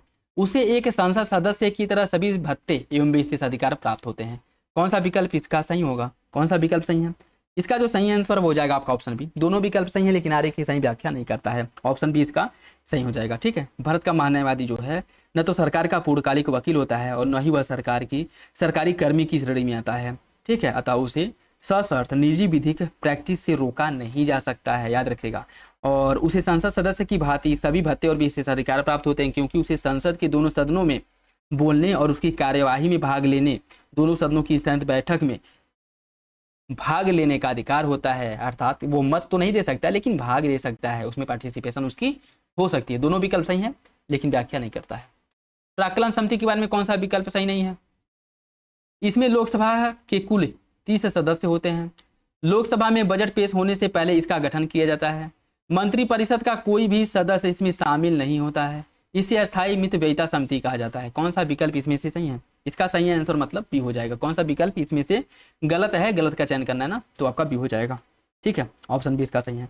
बी में क्या कह रहा है कि लोकसभा में बजट पेश होने से पहले इसका गठन किया जाता है, यह गलत है। ठीक है, देखिए प्राक्कलन समिति संसद की अस्थायी समिति में सबसे बड़ी समिति होती है और इस समिति का गठन सिर्फ लोकसभा में किया जाता है और इसका गठन लोकसभा में बजट प्रस्तुत करने के बाद होता है। याद रखेगा, बजट प्रस्तुत होने के पहले नहीं होता है। और इसका मुख्य कार्य क्या होता है कि बजट में जिन योजनाओं के माध्यम से जितने धन की मांग की गई है, यह देखता है कि क्या जिस योजना या जिस किसी भी मतलब कार्य के लिए जितने धन की मांग की गई है वह वाकई में उतने धन की जरूरत है उस योजना के लिए, या फिर से ऐसा तो है नहीं है कि 10 रुपये की जरूरत हो और मांगा गया है 100 रुपया। तो यह मितव्ययिता करती है कि मतलब अगर ऐसा उसे लगता है कि पैसे की मांग जो है बहुत ज़्यादा किया गया है तो यह इसे कम करने की सिफारिश करता है। ठीक है, तो यही है कि प्राक्कलन समिति किसी बजट के पूरा होने बजट कह रहे हैं किसी योजना के पूरा होने के पहले लाया जाता है। पहले इसकी क्या करती है? समीक्षा करती है पहले। और जो आपकी लोक लेखा समिति है वह उस योजना के पूरा होने के बाद जो है अपनी समीक्षा करती है। ठीक है, याद रखिएगा, सही आंसर भी हो जाएगा। बाकी तीनों विकल्प प्राक्कलन समिति के बारे में सही है। IUCN की रेड डाटा बुक यह बताती है कि कौन सा वन्यजीव खतरनाक स्तर पर है जिसका संरक्षण आवश्यक है। मानव की संख्या में अनियंत्रित वृद्धि ने खाद्य श्रृंखला को प्रतिकूल रूप से प्रभावित किया है। कौन सा विकल्प इसके बारे में सही है? इसका जो सही आंसर हो जाएगा ऑप्शन बी। दोनों विकल्प सही है लेकिन आगे की सही व्याख्या नहीं करता है, ऑप्शन बी हो जाएगा। उत्तर प्रदेश में सिंचाई के मुख्य जो साधन है उनको आरोही क्रम में व्यवस्थित करना है। उत्तर प्रदेश में सबसे अधिक जो सिंचाई होती है नलकूप में होती है, तो इसमें नहर को आप काट सकते हैं। और दूसरे नंबर पे जो आता है नहर आता है, तो इसको भी काट सकते हैं। अब इन दोनों में बताना है कौन सही है। ठीक है, देखिए सबसे अधिक उत्तर प्रदेश में जो सिंचाई होती है नलकूप के माध्यम से, फिर नहर, उसके बाद तालाब है, फिर अन्य जो साधन है उनसे होती है। अगर हम बात करें तो उत्तर प्रदेश के लगभग 80% सिंचाई लगभग यह किसके माध्यम से होती है? नलकूप के माध्यम से होती है। ठीक है, नलकूप के माध्यम से होती है। और उसके बाद नहरों का इसमें जो योगदान है लगभग 19% के आसपास है। ठीक, बाकी इसके बाद अन्य साधन आते हैं। सही आंसर सी हो जाएगा। अशोक के निम्नलिखित अभिलेखों में से किसमें मौर्यकालीन अर्थव्यवस्था कर नीति की जानकारी मिलती है? मास्की अभिलेख, गुर्जरा, रुम्मीनिदेई या फिर निगाली सागर है। ठीक है, किसमें जो है इसकी जानकारी मिलती है कर नीति की? इसका सही आंसर सी हो जाएगा रुम्मीनिदेई अभिलेख में मौर्य अर्थव्यवस्था कर नीति की जानकारी मिलती है। और रुम्मीनिदेई अभिलेख है कहाँ पे, ये भी पूछ सकता है आपके, नेपाल में है। ठीक है, सूची फर्स्ट को सूची सेकंड से सम्मिलित कीजिए। सूची फर्स्ट को सूची सेकंड से सम्मिलित करना है। बंधन, अगर हम बात करें बंधन की तो कर्म का जीवन के साथ संयुक्त हो जाना बंधन कहलाता है। कर्म का जीवन के साथ संयुक्त हो जाना कहलाता है बंधन।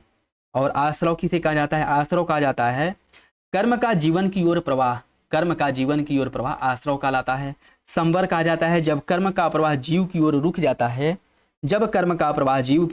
तब उसको संवर कहा जाता है। संवर जब कर्म का प्रवाह जीव की ओर रुक जाता है। और निर्जरा, अवशिष्ट कर्मों का जल जाना निर्जरा कहलाता है। और यह सभी जैन धर्म से संबंधित है। ठीक है, याद रखेगा। इसका जो सही आंसर आपका 3, 2, 4, 1 ये। निम्नलिखित में से कौन सा एक ऋग्वैदिक काल के संबंध में सही नहीं है? और ये क्वेश्चन जो भी आप लोग सॉल्व करेंगे जरूर देख लिया करें कि इसमें पूछ क्या रहा है, सही या नहीं। ठीक है, सही पूछ रहा है या फिर सही नहीं है, यह पूछ रहा है। राजा का पद वंशानुगत हो चुका था ऋग्वैदिक काल में, ठीक है। इस काल में महिलाएं भी सभा एवं विदत में भाग लेती थी। राजा भूमि का स्वामी होता था। ऋग्वेद में आर्यों के 5 कबीले होने के कारण उन्हें पंचजन्य कहा गया था। कौन सा विकल्प इसके बारे में गलत है? इसका जो सही आंसर है क्या हो जाएगा? देखिए इसका जो सही आंसर है वो हो जाएगा आपका ऑप्शन सी, राजा भूमि का स्वामी होता था, यह गलत है। राजा भूमि का स्वामी होता है, गलत है। ऋग्वैदिक काल में राजा भूमि का स्वामी नहीं था, वस्तुतः वह युद्ध का स्वामी था, न कि भूमि का। तो सही आंसर क्या हो जाएगा? सी हो जाएगा। दोस्तों वीडियो अगर अच्छा लगे तो लाइक जरूर कर दिया करें और अपने दोस्तों साथियों के साथ जरूर शेयर कर दें। और किसी क्वेश्चंस को लेकर के किसी भी प्रकार का डाउट हो कमेंट बॉक्स में कमेंट करके बार बार मतलब पूछ सकते हैं, ठीक है। पाल वंश के शासक धर्मपाल के बारे में देखिए। गुजराती कवि सोढल ने धर्मपाल को उत्तरापथ स्वामी की उपाधि दी थी। धर्मपाल के लेखों में उसे परम सौगात कहा गया है। धर्मपाल की राज्यसभा में प्रसिद्ध बौद्ध लेखक हरिभद्र निवास करते थे। कौन सा विकल्प सही है? इसका सही आंसर डी हो जाएगा, तीनों विकल्प सही है। गुजराती कवि सोढल ने धर्मपाल को उत्तरापथ स्वामी की उपाधि दी थी। धर्मपाल के लेखों में इसे परम सौगात की उपाधि दी गई है और धर्मपाल की राज्यसभा में प्रसिद्ध बौद्ध लेखक हरिभद्र निवास करते थे। तीनों विकल्प सही है, ऑप्शन डी। निम्नलिखित में से कौन सा एक अर्थव्यवस्था में तरलता जाल की स्थिति को दर्शाता है? बांड की कीमत में गिरावट, कम ब्याज दर या फिर उच्च बचत दर? कौन सा विकल्प सही है? फूड के हिसाब से सही आंसर का चयन करना है। इसका सही आंसर डी हो जाएगा, ये सभी ऑप्शन डी हो जाएगा। निम्नलिखित कथनों पर विचार कीजिए। स्वर्ण भंडार, जनता के पास जमा करेंसी नोट, वाणिज्यिक बैंकों को प्रदान किए गए ऋण, सरकारी प्रतिभूतियों में निवेश। इसमें बताना है कि कितने को भारतीय रिजर्व बैंक की देनदारियों के रूप में जाना जा सकता है। कौन सा विकल्प इसका सही है? इसका सही आंसर क्या हो जाएगा? देखिए इसका जो सही आंसर है वो हो जाएगा आपका ऑप्शन है केवल एक, ठीक है। देखिए स्वर्ण भंडार, विदेशी मुद्रा भंडार, सरकारी प्रतिभूति में निवेश, भारत सरकार की ऋण, विदेशी प्रतिभूतियों में निवेश, बैंकों को ऋण, केंद्र सरकार, राज्य सरकार, नाबार्ड आदि को ऋण, यह जो है उसकी संपत्तियां के अंतर्गत आती हैं। बाकी देयताओं में जैसे बैंकिंग विभाग में रखे गए करेंसी नोट, यह इसकी देयता के अंतर्गत आएगी। जनता के पास मौजूद करेंसी, यह इसकी देयता है। वाणिज्यिक बैंकों के पास जमा नकदी, वाणिज्यिक बैंक, अनुसूचित राज्य सहकारी बैंक और अन्य बैंकों की आरबीआई के पास जमा राशि, केंद्र और राज्य सरकारों का आरबीआई के पास जमा राशि, ये सभी किसके अंतर्गत आती हैं? ये सभी देयताओं के अंतर्गत आती हैं। तो सही आंसर इसका ए हो जाएगा। सकल घरेलू उत्पाद जीडीपी के बारे में देखिए। आधार वर्ष का अर्थ क्या होता है? चालू वित्त वर्ष। चालू वित्त वर्ष से पूर्व का वर्ष, नए दशक का प्रारंभिक वर्ष, वह वर्ष जिसकी कीमत का उपयोग वास्तविक जीडीपी की गणना के लिए किया जाता है, या फिर वह वर्ष जिसमें नाममात्र जीडीपी चालू वर्ष की वास्तविक जीडीपी के बराबर होती है। कौन सा विकल्प सही है? इसका जो सही आंसर है क्या हो जाएगा? इसका सही आंसर है ऑप्शन सी, वह वर्ष जिसकी कीमतों का उपयोग वास्तविक जीडीपी की गणना के लिए किया जाता है उसको आधार वर्ष कहा जाता है। और वर्तमान समय में जो भारत का आधार वर्ष है क्या है? आप लोग कमेंट बॉक्स में बताइएगा, ठीक है। सही आंसर इसका सी हो जाएगा। निम्नलिखित में से कौन सा कथन सरकारी व्यय के संदर्भ में भीड़ प्रभाव, क्राउडिंग आउट इफेक्ट की अवधारणा का सबसे अच्छा वर्णन करता है? कौन सा विकल्प इसका सही होगा? देखिए इसकी अगर हम बात करें, इसका जो सही आंसर है वो हो जाएगा आपका ऑप्शन डी, सरकारी व्यय जिसके परिणामस्वरूप निजी निवेश में वृद्धि होती है, निजी निवेश में वृद्धि होती है, उसको क्राउडिंग आउट इफेक्ट कहा जाता है। ऑप्शन डी इसका सही है, ऑप्शन डी। निम्नलिखित हिमनद पर विचार कीजिए। पिंडारी हिमनद, सियाचिन हिमनद, गंगोत्री और जेमू हिमनद। इसमें आपको बताना है कितने हिमनद चौखंबा पर्वत श्रृंखला से संबंधित है। कितने हिमनद का संबंध चौखंबा पर्वत श्रृंखला से है? इसका सही आंसर हो जाएगा ऑप्शन ए, ऑप्शन ए। देखिए चौखंबा भारत के उत्तराखंड में गढ़वाल हिमालय में स्थित एक प्रमुख पर्वत श्रृंखला है और यह 4 चोटियों का समूह है जिसमें सबसे ऊंची चोटी चौखंबा है, ठीक है। और यह समूह गंगोत्री ग्लेशियर्स के निकट स्थित है। बाकी अगर बात करें पिंडारी ग्लेशियर उत्तराखंड के कुमायूं क्षेत्र में चौखंबा पर्वत के पूर्व में स्थित है और यह चौखंबा श्रृंखला से संबंधित नहीं है। सियाचिन ग्लेशियर भारत और पाकिस्तान की सीमा पर काराकोरम रेंज में स्थित है और यह भी चौखंबा पर्वत से संबंधित नहीं है, ठीक है। गंगोत्री ग्लेशियर उत्तराखंड के गढ़वाल क्षेत्र में चौखंबा पर्वत के पास स्थित है। गंगोत्री ग्लेशियर गंगा नदी के स्रोतों में से एक है और यह चौखंबा चोटियों के करीब है और इस प्रकार चौखंबा श्रृंखला सीधे गंगोत्री ग्लेशियर से जुड़ा हुआ है। तो जो गंगोत्री ग्लेशियर है यह चौखंबा से जुड़ा हुआ है। बाकी जेमू ग्लेशियर की बात करें, जेमू ग्लेशियर कंचनजंगा रेंज में स्थित है जो सिक्किम राज्य में पूर्वी हिमालय में स्थित है और यह चौखंबा पर्वत से संबंधित नहीं है। तो चौखंबा से केवल एक ही संबंधित है और वो है गंगोत्री, ठीक, याद रखिएगा ऑप्शन है। निम्नलिखित में से कौन सा देश 5 आइज इंटेलिजेंस अलायंस का सदस्य नहीं है? 5 आइज इंटेलिजेंस अलायंस का सदस्य नहीं। अमेरिका है, कनाडा है, न्यूजीलैंड भी है, लेकिन भारत इसका सदस्य नहीं है, ऑप्शन डी। निम्न घटनाओं को कालानुक्रम में व्यवस्थित कीजिए। कालानुक्रम में मुस्लिम लीग द्वारा लाहौर अधिवेशन में पाकिस्तान प्रस्ताव पारित किया गया, कांग्रेस द्वारा व्यक्तिगत सत्याग्रह आंदोलन प्रारंभ, मुस्लिम लीग द्वारा मुक्ति दिवस के रूप में मनाया जाना, द्वितीय विश्व युद्ध का प्रारंभ। इन सभी को क्रम से लगाना है, इन सभी को क्रम से लगाना है। देखिए इसकी अगर हम बात करें, जो आपका मुस्लिम लीग का लाहौर अधिवेशन हुआ था, मुस्लिम लीग का लाहौर अधिवेशन जिसमें पाकिस्तान प्रस्ताव पारित किया गया था, यह हुआ था मार्च 1940 में, मार्च 1940 में। कांग्रेस के व्यक्तिगत सत्याग्रह, व्यक्तिगत सत्याग्रह की शुरुआत कब की गई थी? व्यक्तिगत सत्याग्रह की जो शुरुआत है व्यक्तिगत सत्याग्रह की, यह अक्टूबर 1940 में हुआ था। मुस्लिम लीग द्वारा मुक्ति दिवस के रूप में कब मनाया गया था? मुस्लिम लीग द्वारा मुक्ति दिवस के रूप में मनाया गया था आपका दिसंबर 1939 में मुक्ति दिवस के रूप में मनाया गया था। और जो द्वितीय विश्व युद्ध की शुरुआत हुई थी, यह कब हुई थी? द्वितीय विश्व युद्ध की शुरुआत सितंबर 1939 में हुआ था। ठीक है, तो इसका जो सही आंसर है वो आपका 4312 डी हो जाएगा।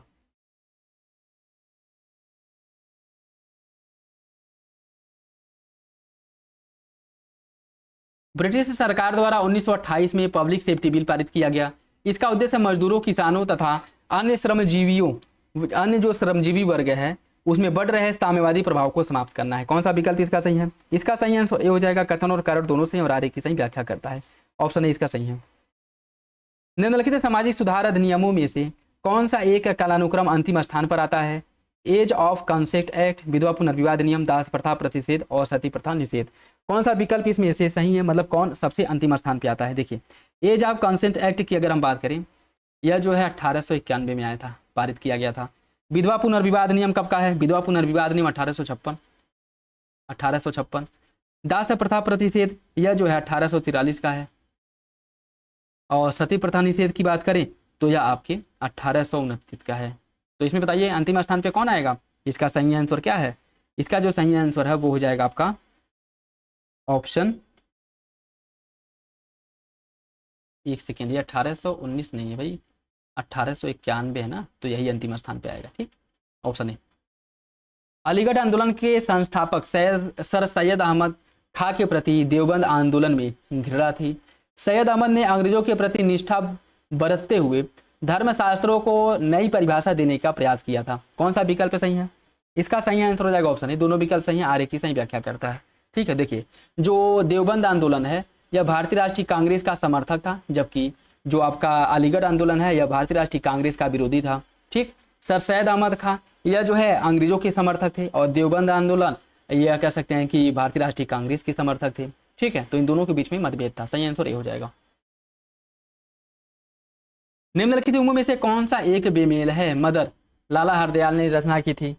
और जो बम मैनुअल समाचार पत्र है इसका प्रकाशन या संपादन पीएन बापट ने किया था। भवानी मंदिर का संपादन वारिंद्र घोष ने, भारत माता का अजीत सिंह ने। कौन सा विकल्प इसमें से गलत है? इसका सही आंसर क्या है? इसका सही आंसर सी हो जाएगा, भवानी मंदिर। भवानी मंदिर की अगर हम बात करें तो इसका जो संपादन है किसके द्वारा किया जाता था? इसका संपादन अरविंद घोष द्वारा किया जाता था, अरविंद घोष द्वारा। ठीक है, ऑप्शन सी। पृथ्वी पर एक ही स्थान पर रहने के लिए एक भूस्थैतिक उपग्रह को निम्नलिखित में से किस क्षेत्र के ठीक ऊपर होना चाहिए? कर्क रेखा, या तो उत्तर या दक्षिणी ध्रुव, भूमध्य रेखा या फिर मकर रेखा। इसका सही आंसर क्या है? इसका जो सही आंसर हो जाएगा ऑप्शन सी, भूमध्य रेखा के ऊपर। ठीक है, ऑप्शन सी हो जाएगा। रात के आकाश में तारे टिमटिमाते क्यों प्रतीत होते हैं? रात को आकाश में तारे हमें टिमटिमाते हुए दिखाई देते हैं, और ऐसा क्यों होता है? ऐसा इसलिए होता है क्योंकि पृथ्वी के वायुमंडल की विभिन्न परतों का जो अपवर्तनांक समय के साथ बदलता रहता है, जिस कारण तारों की छवि की स्थिति समय के साथ बदलती रहती है और हमें वो टिमटिमाते हुए प्रतीत होते हैं। ठीक है, ऑप्शन डी हो जाएगा। निम्नलिखित उम्मों पर विचार कीजिए। AWARE टूल, और इसमें बताना है कितने विकल्प को कितने गलत सुमेलित हैं। ठीक है, AWARE टूल विश्व स्वास्थ्य संगठन द्वारा जारी किया गया था। प्रेरणा कार्यक्रम की शुरुआत और स्वास्थ्य और परिवार कल्याण मंत्रालय द्वारा की गई थी। ऑपरेशन अमृत नारकोटिक्स कंट्रोल ब्यूरो द्वारा किया गया था। ई साक्षी ऐप इलेक्ट्रॉनिक्स और सूचना प्रौद्योगिकी मंत्रालय द्वारा इसकी शुरुआत की गई थी। कौन सा विकल्प इसमें से गलत है? इसका सही आंसर हो जाएगा ऑप्शन सी, ऑप्शन सी, केवल तीन। अगर हम बात करें इसमें ऑपरेशन अमृत या केरल राज्य सरकार द्वारा एंटी माइक्रोबियल प्रतिरोध से निपटने के लिए ऑपरेशन अमृत की शुरुआत की गई थी, न कि नारकोटिक्स कंट्रोल ब्यूरो द्वारा। ठीक है, किसके द्वारा? केरल सरकार द्वारा इसकी शुरुआत की गई थी। तो यही गलत है, बाकी तीनों विकल्प सही हैं।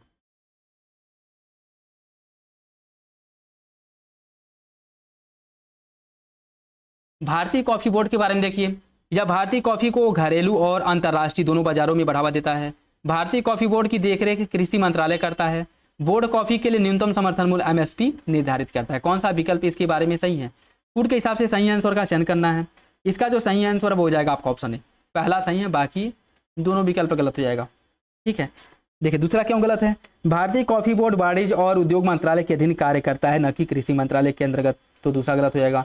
इसके अलावा कॉफ़ी बोर्ड कॉफ़ी के लिए न्यूनतम समर्थन मूल्य निर्धारित नहीं करता है, इसकी बजाय यह अनुसंधान, गुणवत्ता सुधार और बाजार सुविधा के माध्यम से उत्पादकों को सहायता प्रदान करता है, तो ये भी आपका गलत हो जाएगा। ठीक है,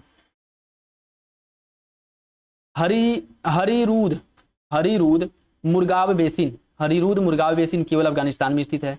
हेलमंद नदी घाटी का ऐतिहासिक उल्लेख अवेस्ता ग्रंथ में, जो जिंद अवेस्ता है उसमें किया गया। कौन सा विकल्प इसका सही है? इसका सही आंसर भी हो जाएगा, दूसरा सही, पहला गलत है। केवल, सभी, ऐसे शब्द जहां आते वहां सतर्क हो जाया करिए। ठीक है, पहला गलत है।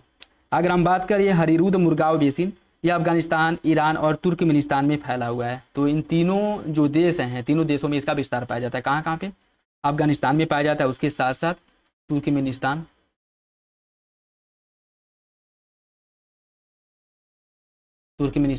और आपका ईरान, अफगानिस्तान। ठीक है, सही आंसर इसका भी हो जाएगा। Mount Lewotobi Laki Pacific ring of fire का हिस्सा है। रिंग ऑफ फायर महासागरीय प्लेट के फैलाव से बनता है। कौन सा विकल्प इसका सही है? इसका सही आंसर हो जाएगा ऑप्शन सी। पहला तो आपका सही है, लेकिन दूसरा जो है गलत है। पहला सही है लेकिन दूसरा गलत हो जाएगा। दूसरा गलत क्यों है? दूसरा गलत क्यों है? इसकी अगर हम बात करें, जो रिंग ऑफ फायर है, रिंग ऑफ फायर महासागरीय प्लेट के फैलाव से नहीं बल्कि सबडक्शन, इन दोनों के मर्जन से बनता है। ठीक है, तो सही आंसर क्या हो जाएगा? Option C.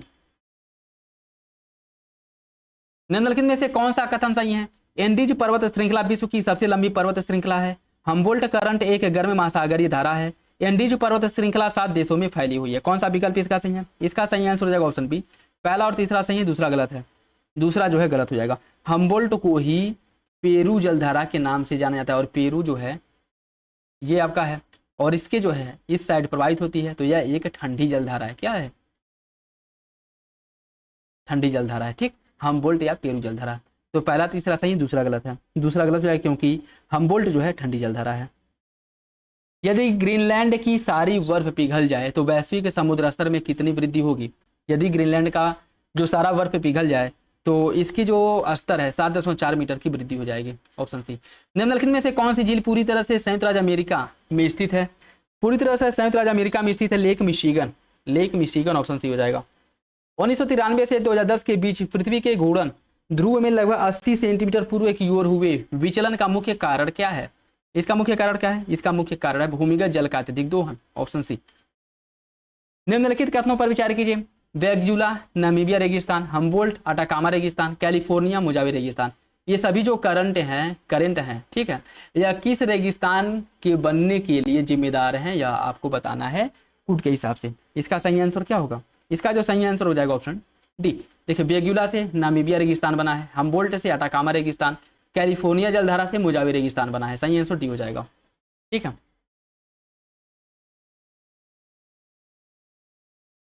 निम्नलिखित कथनों पर विचार कीजिए। पृथ्वी अपनी धुरी पर घूमता है।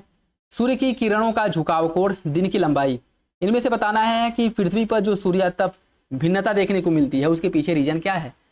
इसका जो सही आंसर क्या हो जाएगा? इसका जो सही आंसर है वो हो जाएगा ऑप्शन डी। इन सभी का प्रभाव पड़ता है। ठीक है, पृथ्वी के सूर्यातप पर इन सभी का प्रभाव करता है। ठीक है, पृथ्वी का अपनी धुरी पर घूमना, पृथ्वी की किरणों का झुकाव, नत या नमन कोण, दिन की लंबाई। Option D.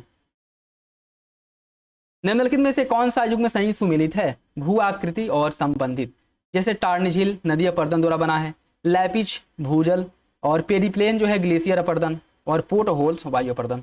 इसमें बताना है आपको कौन सा विकल्प सही सुमेलित है। इसका जो सही आंसर है क्या हो जाएगा? इसका सही आंसर है ऑप्शन बी, लैपिच भूजल। ठीक है, बाकी अगर हम बात करें बाकी विकल्प जो ए बी और सी, यह आपके सही, ए डी और सी सही सुमेलित नहीं है। ठीक है, सही सुमेलित नहीं है। तो सही आंसर इसका अगर हम बात करें, देखिए भूजल अपर्दन वाली जो भू आकृतियां हैं उसमें पुल, सिंक होल, लैपिज और चूना पत्थर के फुटपाथ, गुफाएं आदि का निर्माण होता है। नदी अपर्दन वाली जो भूमिगत आकृतियां हैं उससे घाटी बनती है, गड्ढे बनते हैं, प्लंज पुल बनता है, कटे हुए या जड़े हुए मेंडर्स बनते हैं। ग्लेशियर अपरदन से सर्क, टार्न झील, हॉर्न, दंतेवाड़ रिज। ग्लेशियर घाटी गर्त बनता है। पवन के अपरदन से पेडिमेंट बनता है, पेडिप्लेन बनता है, प्लाया, डिफ्लेशन, होल, गुफाएं, मशरूम टेबल, ठीक है, मशरूम रॉक है, और पेडनास्टर चट्टान जो है इनका निर्माण होता है वायु अपरदन द्वारा, ठीक है। तो इसका सही आंसर बी हो जाएगा। निम्नलिखित में से कौन सी नदी पूर्व की ओर बहने वाली नदियां हैं? भरतपूजा, स्वर्णरेखा, शरावती और पलार।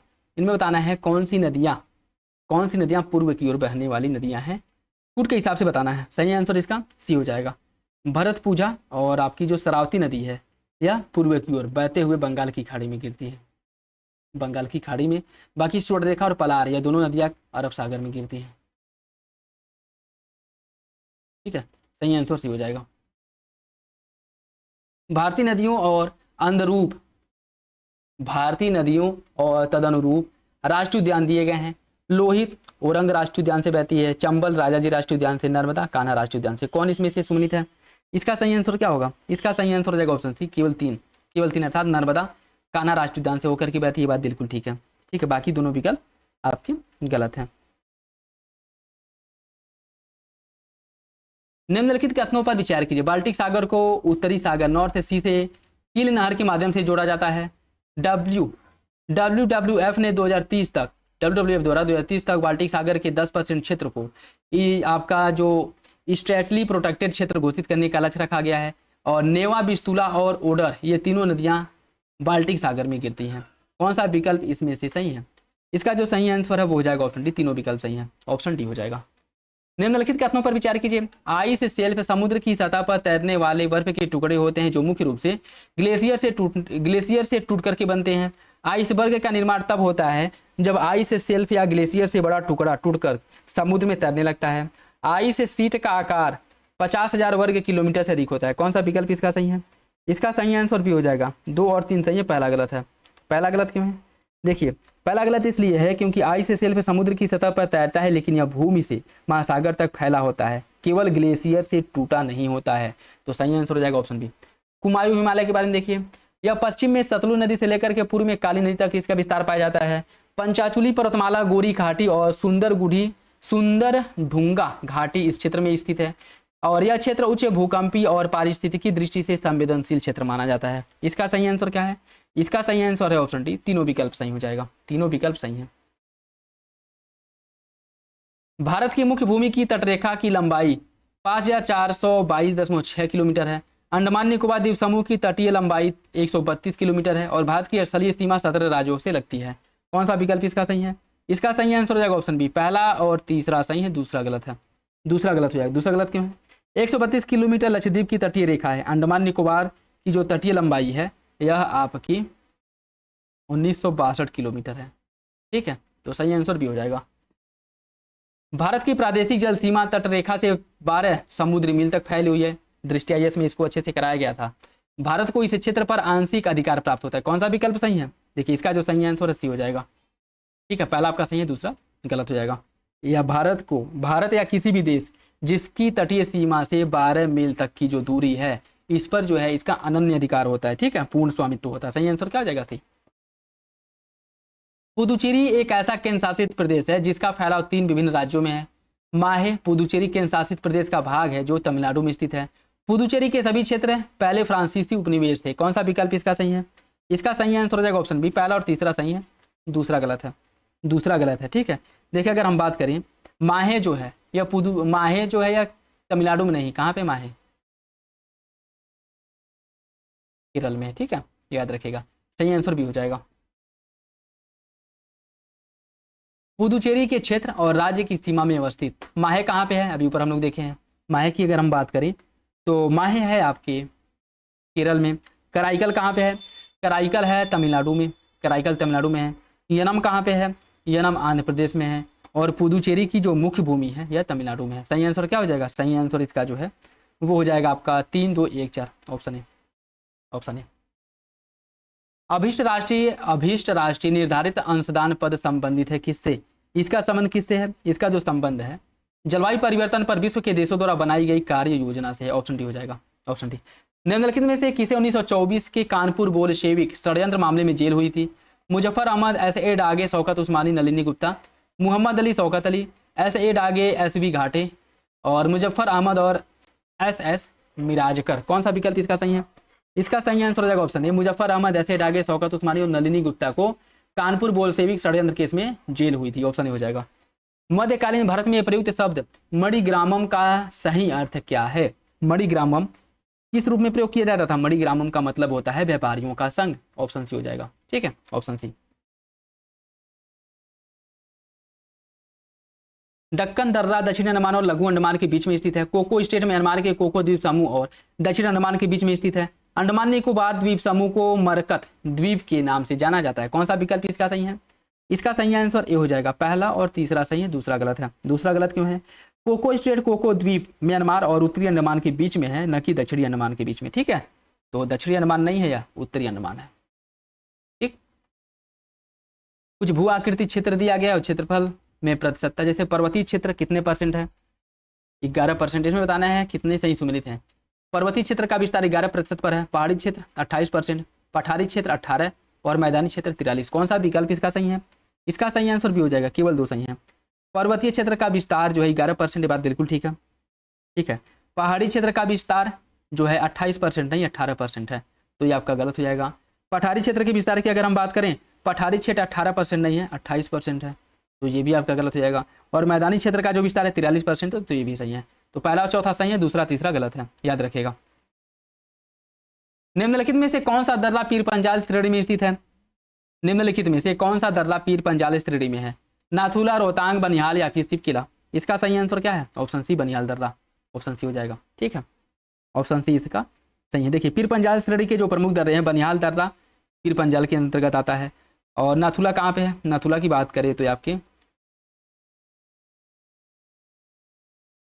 सिक्किम में है। रोहतांग दर्रा कहाँ पे है? रोहतांग दर्रा जो है यह धौलाधर श्रेणी में स्थित है, धौलाधर श्रेणी में। और सिपकिला कहाँ पे? हिमाचल प्रदेश में। ठीक है, याद रखिएगा, ऑप्शन सी। दक्कन ट्रैप क्षेत्र की चट्टानें मुख्यतः अवसादी प्रकृति की होती हैं। दक्कन ट्रैप की उत्पत्ति क्रिटेशियस युग के अंतिम काल की ज्वालामुखी गतिविधियों से हुई है। दक्कन ट्रैप की चट्टानों से बनने वाली मिट्टी को कपास उत्पादन के लिए उपयुक्त माना जाता है। कौन सा विकल्प इसका सही होगा? इसका सही आंसर भी हो जाएगा। दूसरा और तीसरा सही है, पहला गलत है। पहला गलत है। पहला गलत क्यों है? दक्कन ट्रैप क्षेत्र की चट्टानें आग्नेय है, न कि अवसादी। तो याद रखिएगा, दक्कन ट्रैप की जो चट्टानें हैं अवसादी नहीं बल्कि आग्नेय है। ठीक है, निम्नलिखित कथनों पर विचार कीजिए। चिनाब नदी का निर्माण चंद्रा और भागा नदियों के संगम से होता है। टांडी नामक स्थान जहां ये नदियां मिलती हैं जम्मू कश्मीर में है। चिनाब नदी सिंधु नदी की सबसे बड़ी सहायक नदी है। कौन सा विकल्प इसके बारे में सही है? इसका सही आंसर सी हो जाएगा। पहला तीसरा सही है, दूसरा गलत है। दूसरा गलत क्यों है? देखिए, टांडी नामक स्थान जो है जहां यह नदियां मिलती हैं जम्मू कश्मीर में नहीं है, लाहौर स्पीति अर्थात हिमाचल प्रदेश में है। यह कहाँ पे है? हिमाचल प्रदेश में। ठीक, दामोदर घाटी परियोजना में ताप विद्युत उत्पादन प्रमुख है। इसका मॉडल अमेरिका के टेनेसी घाटी परियोजना के आधार पर बनाया गया है। कौन सा विकल्प सही है? सही आंसर इसका भी हो जाएगा। दोनों विकल्प सही है लेकिन व्याख्या नहीं करता। ठीक है, ऑप्शन बी। निम्नलिखित में से कौन सी जल विद्युत परियोजना अरुणाचल प्रदेश में स्थित नहीं है? रंगा कोपली, ढीकरोंग या फिर पापुम पाम? कौन सा विकल्प सही है? कौन इसमें से विद्युत परियोजना अरुणाचल प्रदेश में नहीं स्थित है? इसका जो सही आंसर वो हो जाएगा आपका ऑप्शन सी, कोपली परियोजना। कोपली परियोजना कहाँ पे है? या असम में है। ठीक है, ऑप्शन सी। पीट या जैविक मिट्टी की निम्न में से कौन सी विशेषता सही नहीं है? यह काली और भारी होती है, यह क्षारीय प्रकृति की होती है, यह दलदली क्षेत्रों में पाई जाती है, इसमें जैविक पदार्थों की मात्रा अधिक होती है। कौन सा विकल्प पीट या जैविक मिट्टी के बारे में सही नहीं है, यह बताना है। इसका सही आंसर हो जाएगा ऑप्शन बी, यह क्षारीय प्रकृति की होती है। गलत है, यह क्षारीय नहीं बल्कि अम्लीय प्रकृति की होती है। ठीक है, तो सही आंसर भी हो जाएगा। बाकी विकल्प आपके सही हैं। महिलाओं को मुख्य धारा में लाने के उद्देश्य के साथ जेंडर बजटिंग कब प्रारंभ किया गया था?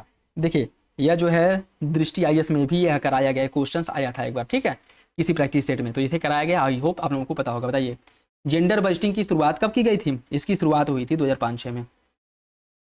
ठीक है, 2005-06 में। Option D. निम्नलिखित में से कौन सा एक नगर प्रतिवेशी आसपास का क्षेत्र कहा जाता है? अमलैंड, हिटरलैंड, ए तथा बी, या फिर इनमें से कोई नहीं? इसका सही आंसर क्या है? इसका जो सही आंसर हो जाएगा आपका ऑप्शन ए। इसे अमलैंड या हिटरलैंड के नाम से जाना जाता है। ठीक है, और अगर हम बात करें, जैसे देखिए, जो मुख्य आपका शहर है, ठीक है, जैसे दिल्ली हो गया, दिल्ली, यह मुख्य शहर है, ठीक, मेन शहर। इसके आसपास जो शहर विकसित है जैसे नोएडा, ग्रेटर नोएडा हो गया, बाकी आपका गाजियाबाद हो गया, यह जो है इसके अमलैंड या हिटरलैंड के रूप में ये भी शहर विकसित हो गए हैं। बाकी यानी जो इसके आसपास के शहर हैं वो भी विकसित हो जाते हैं इस मुख्य शहर के रूप में, इस मुख्य शहर के प्रभाव से, ठीक है। और इन्हीं को कहा जाता है अमलैंड या हिटरलैंड। सही आंसर बी हो जाएगा, सी हो जाएगा। विश्व के प्रमुख खान क्षेत्र दिए गए हैं, लैब्राडोर गर्त, कारागांडा बेसिन, सुपीरियर झील प्रदेश और टामा प्राइस हिल। इनमें बताना है कौन लौह अयस्क खनन के लिए जाना जाता है। सही आंसर इसका क्या है, कूट के हिसाब से बताना है और वो हो जाएगा आपका ऑप्शन सी 1 3 4 1 3 4, ठीक है। लैब्राडोर गर्त, सुपीरियर झील प्रदेश और टाम प्राइज हिल, ये सभी जो है लौह खनन के लिए प्रसिद्ध हैं, जबकि इसमें जो है आपका कारागांडा नहीं आता है, ठीक है, कारागांडा नहीं आता है, ठीक। कारागांडा बेसिन की अगर हम बात करें तो कारागांडा बेसिन कहाँ पे है, यह रूस में है और किसके लिए प्रसिद्ध है, कोयला के लिए, ठीक है। मूल अधिकारवाद योग्य होता है, इससे तात्पर्य क्या है, मूल अधिकारवाद योग्य है, इसका मतलब क्या है, इसका मतलब है कि इनको लागू करवाने के लिए न्यायालय की शरण में जाई जा सकती है। जैसे मूल अधिकारों का आपका उल्लंघन होता है तो आप सुप्रीम कोर्ट या फिर हाई कोर्ट में अपील कर सकते हैं कि मेरे मूल अधिकार का उल्लंघन हुआ है और मुझे न्याय चाहिए, ठीक है, अर्थात यह वाद योग्य होता है। लेकिन यही अगर डीपीएसपी पूछ लेता, नीति निदेशक तत्व, तो यह वाद योग्य नहीं है। अगर आपके नीति निदेशक तत्व का उल्लंघन होता है तो आप सुप्रीम कोर्ट या फिर हाई कोर्ट में अपील नहीं कर सकते कि मेरे नीति निदेशक तत्व का उल्लंघन हुआ है और उसे बहाल कीजिए, ठीक है। तो सही आंसर सी हो जाएगा। स्टरलाइजेशन प्रक्रिया क्या है, स्टरलाइजेशन प्रक्रिया क्या है, यह जो है जल शुद्धिकरण की एक प्रक्रिया है, ऑप्शन ए हो जाएगा। सार्वजनिक परियोजनाओं पर व्यय में वृद्धि आर्थिक मंदी के समय उठाया जाने वाला सबसे महत्वपूर्ण कदम है। सार्वजनिक व्यय उत्पादन वृद्धि को प्रोत्साहित करता है एवं पूंजी निर्माण में मदद करता है। कौन सा विकल्प इसका सही है, इसका सही आंसर हो जाएगा ऑप्शन ए, कथन और कारण दोनों सही और आगे की सही व्याख्या करता है। बेतवा नहर द्वारा निम्नलिखित में से कौन सा जल लाभान्वित नहीं होता है, कौन सा जिला लाभान्वित नहीं होता है, इससे जो है बाधा लाभान्वित है। बाकी देखिए ये क्वेश्चन समझ में आया है कि नहीं। सार्वजनिक परियोजनाओं पर व्यय में वृद्धि आर्थिक मंदी के समय उठाए जाने वाला सबसे महत्वपूर्ण कदम है। सार्वजनिक व्यय उत्पादन वृद्धि को प्रोत्साहित करता है एवं पूंजी निर्माण में मदद करता है। देखिए इसका मतलब क्या है, जैसे मान लीजिए अर्थव्यवस्था फिर मार्केट में अगर मांग नहीं है तो सार्वजनिक व्यय किया जाएगा सरकार द्वारा, ठीक है। निजी जो इन्वेस्टर्स हैं उनके द्वारा भी व्यय किया जाता है, जैसे नई कंपनियों की स्थापना की जा रही है तो उससे लोगों को रोजगार मिलेगा, ठीक। ये तो प्राइवेट का हो गया। अगर सार्वजनिक उपक्रम की बात करें तो राज्य सरकार केंद्र सरकारों द्वारा अपने राज्य में या फिर केंद्र सरकार द्वारा विभिन्न राज्यों में विभिन्न विकास परियोजनाओं को शुरू करेगी, जैसे रोड बनवाएगी, ठीक है, रोड हो गया, हॉस्पिटल बनवाएंगी, बाकी अन्य इंफ्रास्ट्रक्चर डेवलप किया जाएगा जिससे कि लोगों को रोजगार मिलेगा। लोगों को रोजगार मिलेगा तो उनको पैसे मिलेंगे, वेतन मिलेगा, और अगर वेतन मिलेगा तो इनकी जो खर्च करने की कैपेसिटी है वो बढ़ेगी, खर्च करने की कैपेसिटी बढ़ेगी, मतलब ये लोग खर्च करेंगे तो सामान का उत्पादन बढ़ेगा, ठीक है, क्योंकि ये लोग ज़्यादा से ज़्यादा लोग जब सामान खरीदेंगे तो उत्पादन बढ़ेगा, उत्पादन बढ़ेगा तो उससे फिर रोजगार मिलेगा। तो ये चक्रीय रूप से चलता रहता है। और उत्पादन को या फिर कह सकते हैं कि उत्पादन को बढ़ावा देने के लिए या फिर मार्केट में मांग को बढ़ावा देने के लिए सरकारी व्यय किया जाता है। इसके साथ साथ भारत सरकार और क्या करेगी, भारत सरकार इससे जो है बैंकों के आरबीआई को निर्देश देगी। आरबीआई जो है बैंकों का जो ऋण है, बैंकों का जो ऋण पे ब्याज जो लिया जाता है आरबीआई द्वारा उसे कम करेगी, जिससे बैंक अधिक से अधिक ऋण उठाएंगे और यह जो ऋण है आगे लोगों में बांटेंगे, वितरित करेंगे, ठीक है। लोगों के पास पैसा होगा तो ये कुछ लोग इन्वेस्ट करेंगे, कुछ लोग उपभोग करेंगे, इससे फिर मांग बढ़ेगी, ठीक। तो यह सभी जो है चक्रीय रूप से चलता रहता है। उसके साथ साथ भारत सरकार लोगों के वेतन में, जो सरकारी कर्मचारी हैं उनके वेतन में वृद्धि करेगी, वेतन में वृद्धि करेगी, नहीं तो फिर उनके ऊपर जो टैक्स लगता है टैक्स में कटौती करेगी, जिससे उनके पास पैसा बचेगा तो फिर पुनः जो है क्या करेंगे, मार्केट में खरीदारी करेंगे, खरीदारी करेंगे तो फिर वही प्रोसेस चलेगा। उत्पादन बढ़ेगा, उत्पादन बढ़ेगा तो रोजगार बढ़ेगा, रोजगार बढ़ेगा तो इकोनॉमी बढ़ेगी, ठीक है। तो ये सभी चक्रीय रूप से चलता रहता है, ठीक। आई होप आपको अच्छे से समझ में आया होगा, ठीक है। बाकी इसमें जो पूछा है कि बेतवा नहर द्वारा निम्नलिखित में से कौन सा जिला लाभान्वित नहीं होता है, तो वो आपका बादा है जो लाभान्वित नहीं होता। बाकी झांसी, हमीरपुर और जालौर यह तीनों इससे लाभान्वित होते हैं, यह तीनों इससे लाभान्वित होते हैं। बाबर द्वारा लड़े गए निम्नलिखित युद्धों का सही कालक्रम क्या है, चंदेरी, घाघरा, खानवा, इन सभी को क्रम से लगाना है। देखिए अगर हम बात करें चंदेरी युद्ध कब हुआ था, चंदेरी युद्ध हुआ था 1528 में, ठीक है। उसके बाद अगर घाघरा का युद्ध, घाघरा का युद्ध हुआ था 1527 में, ठीक है। खानवा का युद्ध कब लड़ा गया था, खानवा का जो युद्ध, एक सेकेंड, घाघरा का जो युद्ध है यह 29 में हुआ था, ठीक है, 29 में, 1529 में। खानवा का युद्ध हुआ था 1527 में, ठीक। और इसके पहले पानीपत हुआ था 1526 में। ठीक है, तो इसका जो सही आंसर है वो हो जाएगा ऑप्शन सी, 3-1-2 ऑप्शन सी। निम्नलिखित कथनों पर विचार कीजिए। लखनऊ योजना सड़कों के विकास से संबंधित है। जून 1972 में उत्तर प्रदेश राज्य सड़क परिवहन निगम का गठन किया गया था और राष्ट्रीय पैराशूट प्रशिक्षण कॉलेज है आगरा में। कौन सा विकल्प है इसका सही है? इसका सही आंसर डी हो जाएगा। तीनों विकल्प सही है, तीनों विकल्प इसका सही है। ठीक है, याद रखिएगा। उत्तर प्रदेश के बजहर नामक पर्व निम्नलिखित में से कौन सी जनजाति मनाई जाती है? किस जनजाति द्वारा बजहर नामक पर्व मनाया जाता है? थारू, खरवार, भोक्ता या फिर सहरिया? इसका जो सही आंसर है वो हो जाएगा ऑप्शन ए, बोजहर नामक, जो बजहर नामक त्योहार है थारू जनजाति द्वारा मनाया जाता है, ऑप्शन ए। स्टॉक और प्रवाह के संदर्भ में देखिए, मुद्रा आपूर्ति एक स्टॉक है जबकि आय एक प्रवाह है। सकल घरेलू उत्पाद जीडीपी एक स्टॉक चर है। कौन सा विकल्प इसका सही है? इसका जो सही आंसर हो जाएगा ऑप्शन ए, पहला सही है, दूसरा गलत है। दूसरा गलत क्यों है? क्योंकि राष्ट्रीय आय जैसे जीडीपी का यह प्रवाह है। ठीक है, सही आंसर ए। राजस्व घाटा चालू आय और व्यय से संबंधित है। राजकोषीय घाटा सभी उधारी का संचय। प्राथमिक घाटा ब्याज देनदारी के बिना राजकोषीय घाटा। कितने विकल्प सही सुमिलित है? इसका जो सही आंसर है वो हो जाएगा आपका ऑप्शन सी, तीनों विकल्प सही है। राजस्व घाटा चालू आय मतलब जो व्यय किया जा रहा है, जो राजस्व व्यय और राजस्व प्राप्ति के बीच में जो अंतर होता है। ठीक है, मतलब राजस्व व्यय कितना किया गया 100 रुपया, प्राप्ति हो रहा है 90 रुपया, तो 10 रुपये का क्या होगा? राजस्व घाटा होगा। राजकोषीय घाटा, बजट में खर्च किया गया था कितना 100 रुपया, हमको प्राप्त हुआ 90 रुपया, तो 10 रुपये का क्या है? राजकोषीय घाटा है। क्यों? क्योंकि राजकोषीय घाटा इसलिए कहा जाएगा क्योंकि राजकोषीय घाटे में राजस्व घाटा भी शामिल है, पूंजी घाटा भी शामिल है, सभी शामिल है। ठीक है, तो यह जो हो गया प्राथमिक घाटा, जो जैसे मान लीजिए अगर ये 10 रुपये की कमी है राजकोषीय घाटे में, तो 10 रुपये की भरपाई सरकार कैसे करेगी? ऋण लेगी, लोगों से लेगी, बैंक से लेगी, या फिर अन्य जो कंपनियां हैं उनसे ऋण लेगी। और अगर यह जो ऋण लेगी इसके बदले में ब्याज भी तो देगी ना, ब्याज देगी। तो अगर जो राजकोषीय घाटा हो रहा है, इस ब्याज वाले हिस्से को, उसमें से जो ऋण लिया गया है उसमें जो ब्याज दिया जाएगा वो भी इसी में जुड़ेगा, इसी में जुड़ेगा। तो ब्याज वाले हिस्से को माइनस कर दिया जाए और इसमें केवल ऋण वाला हिस्सा रहे, केवल ऋण वाले हिस्से की गणना की जाए, तो इसको हम प्राथमिक घाटा कहेंगे जब ब्याज वाले हिस्से को घटा दिया जाता है। ठीक है, तो तीनों विकल्प सही है, याद रखिएगा। पर्यावरण सुरक्षा के लिए वैश्विक प्रयासों के संदर्भ में देखिए कौन सा विकल्प सही है। हमारा साझा भविष्य शीर्षक से ब्रिडलैंड रिपोर्ट का विमोचन किया गया। पर्यावरण और विकास पर संयुक्त राष्ट्र सम्मेलन, मानव पर्यावरण पर संयुक्त राष्ट्र सम्मेलन क्योटो प्रोटोकॉल को अपनाना, कौन जो है पर्यावरण सुरक्षा के लिए वैश्विक प्रयासों के संदर्भ में सही है? इसका जो सही आंसर है क्या होगा? इसका सही आंसर सी हो जाएगा, ऑप्शन सी।